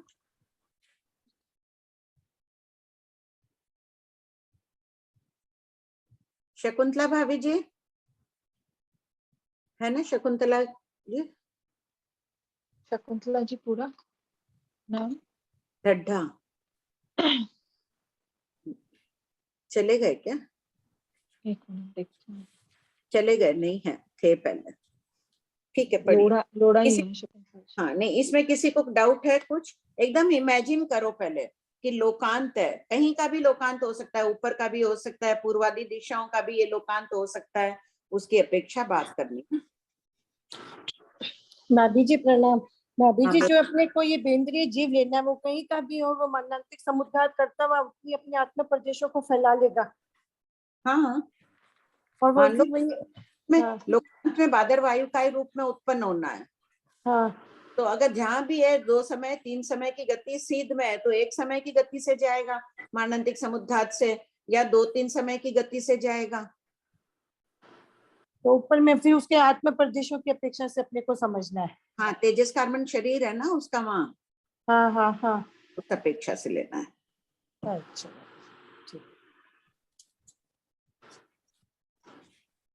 मरणांतिक समुद्घात के अलावा तो और किसी से घटित नहीं होगा ना भाभी जी? बाकी तो लोकांत में है नहीं ना त्रस हाँ, जीव। लोकांत में है नहीं, लोकांत तो लोकांत सिर्फ में। सूक्ष्म के 10 भेद और बादर वायु का ही है। और फिर बादर वायु का, अगर वो बादर में पैदा होगा तो खाली बादर वायु का ही लेना है, फिर और कोई में अपने लेंगे नहीं ना। और बादर जीव है नहीं ना वहाँ बादर वायु हाँ, में। और बादर 12 भेद में कहीं भी उत्पन्न हो, मरणांतिक समुद्घात कर रहा है वो बेंद्रीय है, बेंद्रीय की आयु का वेदन कर रहा है। इसलिए तो एक जीव ऊपर के चरमांत की तो जब अपन बात करेंगे ना, मान लो कि ऊर्ध्व के चरमांत में ये बेंद्रीय जीव जा रहा है तो ये करेगा, तो ऊपर तो दंतक नहीं है, ये पूरा फ्लैट है ना यहाँ। तो एक बेंद्रीय का एक देश ही आएगा। और जबकि ये पूर्व दिशा में अगर उत्पन्न हो रहा है, यहाँ पे दंतक है पूर्व दिशा में, तो उसके आत्म प्रदेश अनेक, एक बेंद्रीय के बहुत देश भी लेना है अपने को भंग, एक बेंद्रीय का एक देश और बहुत बेंद्रीय के बहुत देश। क्या लोकांत के कौन से एक आकाश प्रदेश पर? अच्छा, एक की बात चल रही है, ठीक है, ये आगे आज पूर्व दिशा में आएगा। अब बहुत देश के लिए अपने को उस बेंद्रीय को दंतक में पैदा करना होगा। वो पूर्व दिशा, वो बाद में आ रहा है वर्णन उसी टाइम। ठीक है, अभी प्रदेश की बात है ना, दिशाओं में उसकी बात आ जाएगी। ठीक है बात। आंटी दंतक में क्यों बहुत बहुत बेंद्रीय जीव है तो मरणांतिक समुद्घात करते हुए तो उसी आकाश प्रदेश पर नहीं हो सकते? नहीं हो सकते हैं, दंतक में तो एक के भी बहुत बता देंगे, आगे पूर्वादि में आ जाएगा उल्लेख इसका।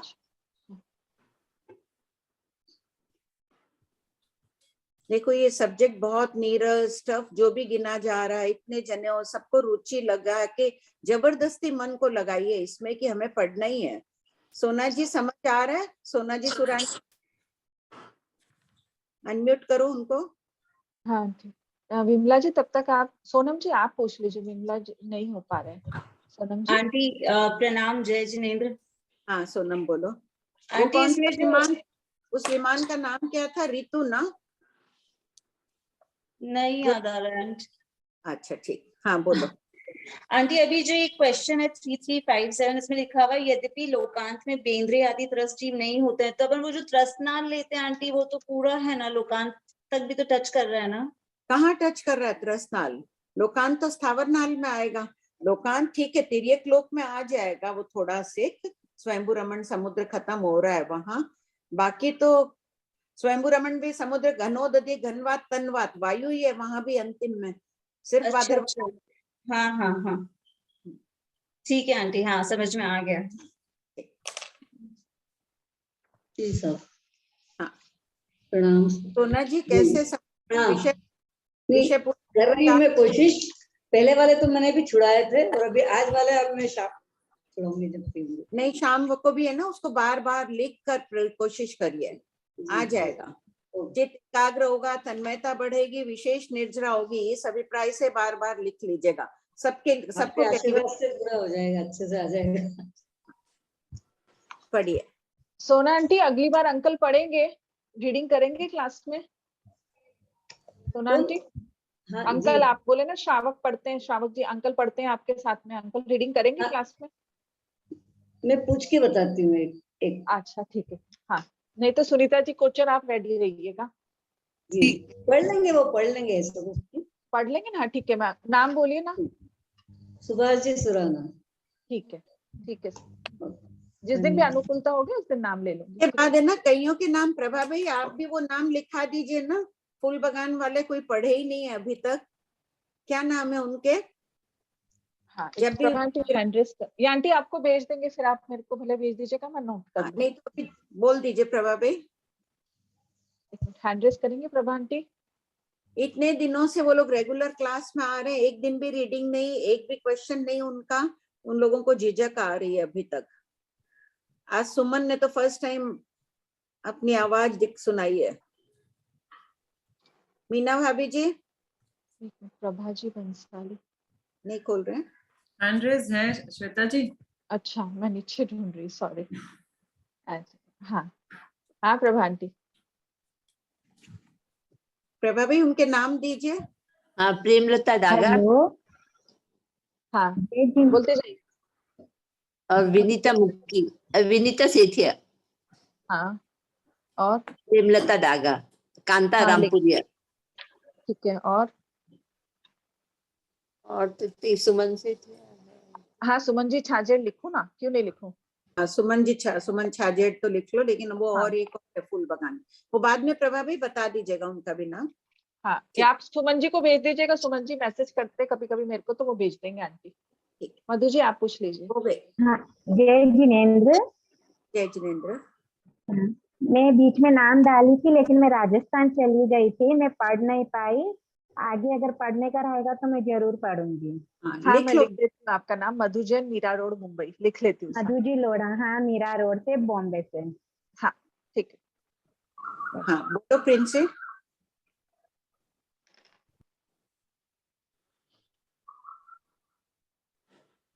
मेरा भी लिख लेना, अगर किसी दिन कोई नहीं होना तो मैं पढ़ लूंगी। अच्छा आंटी, और किसी के कोई डाउट हो तो ठीक, नहीं तो आज का समय तो हो गया। हो गई ना, ये क्वेश्चन भी हो गया। हाँ ठीक आंटी, अनंत कृपा कराया आंटी, बहुत बहुत कृपा कराया। ज्योति जी। हाँ श्वेता जी। हाँ थैंक यू। जय जिनेंद्र।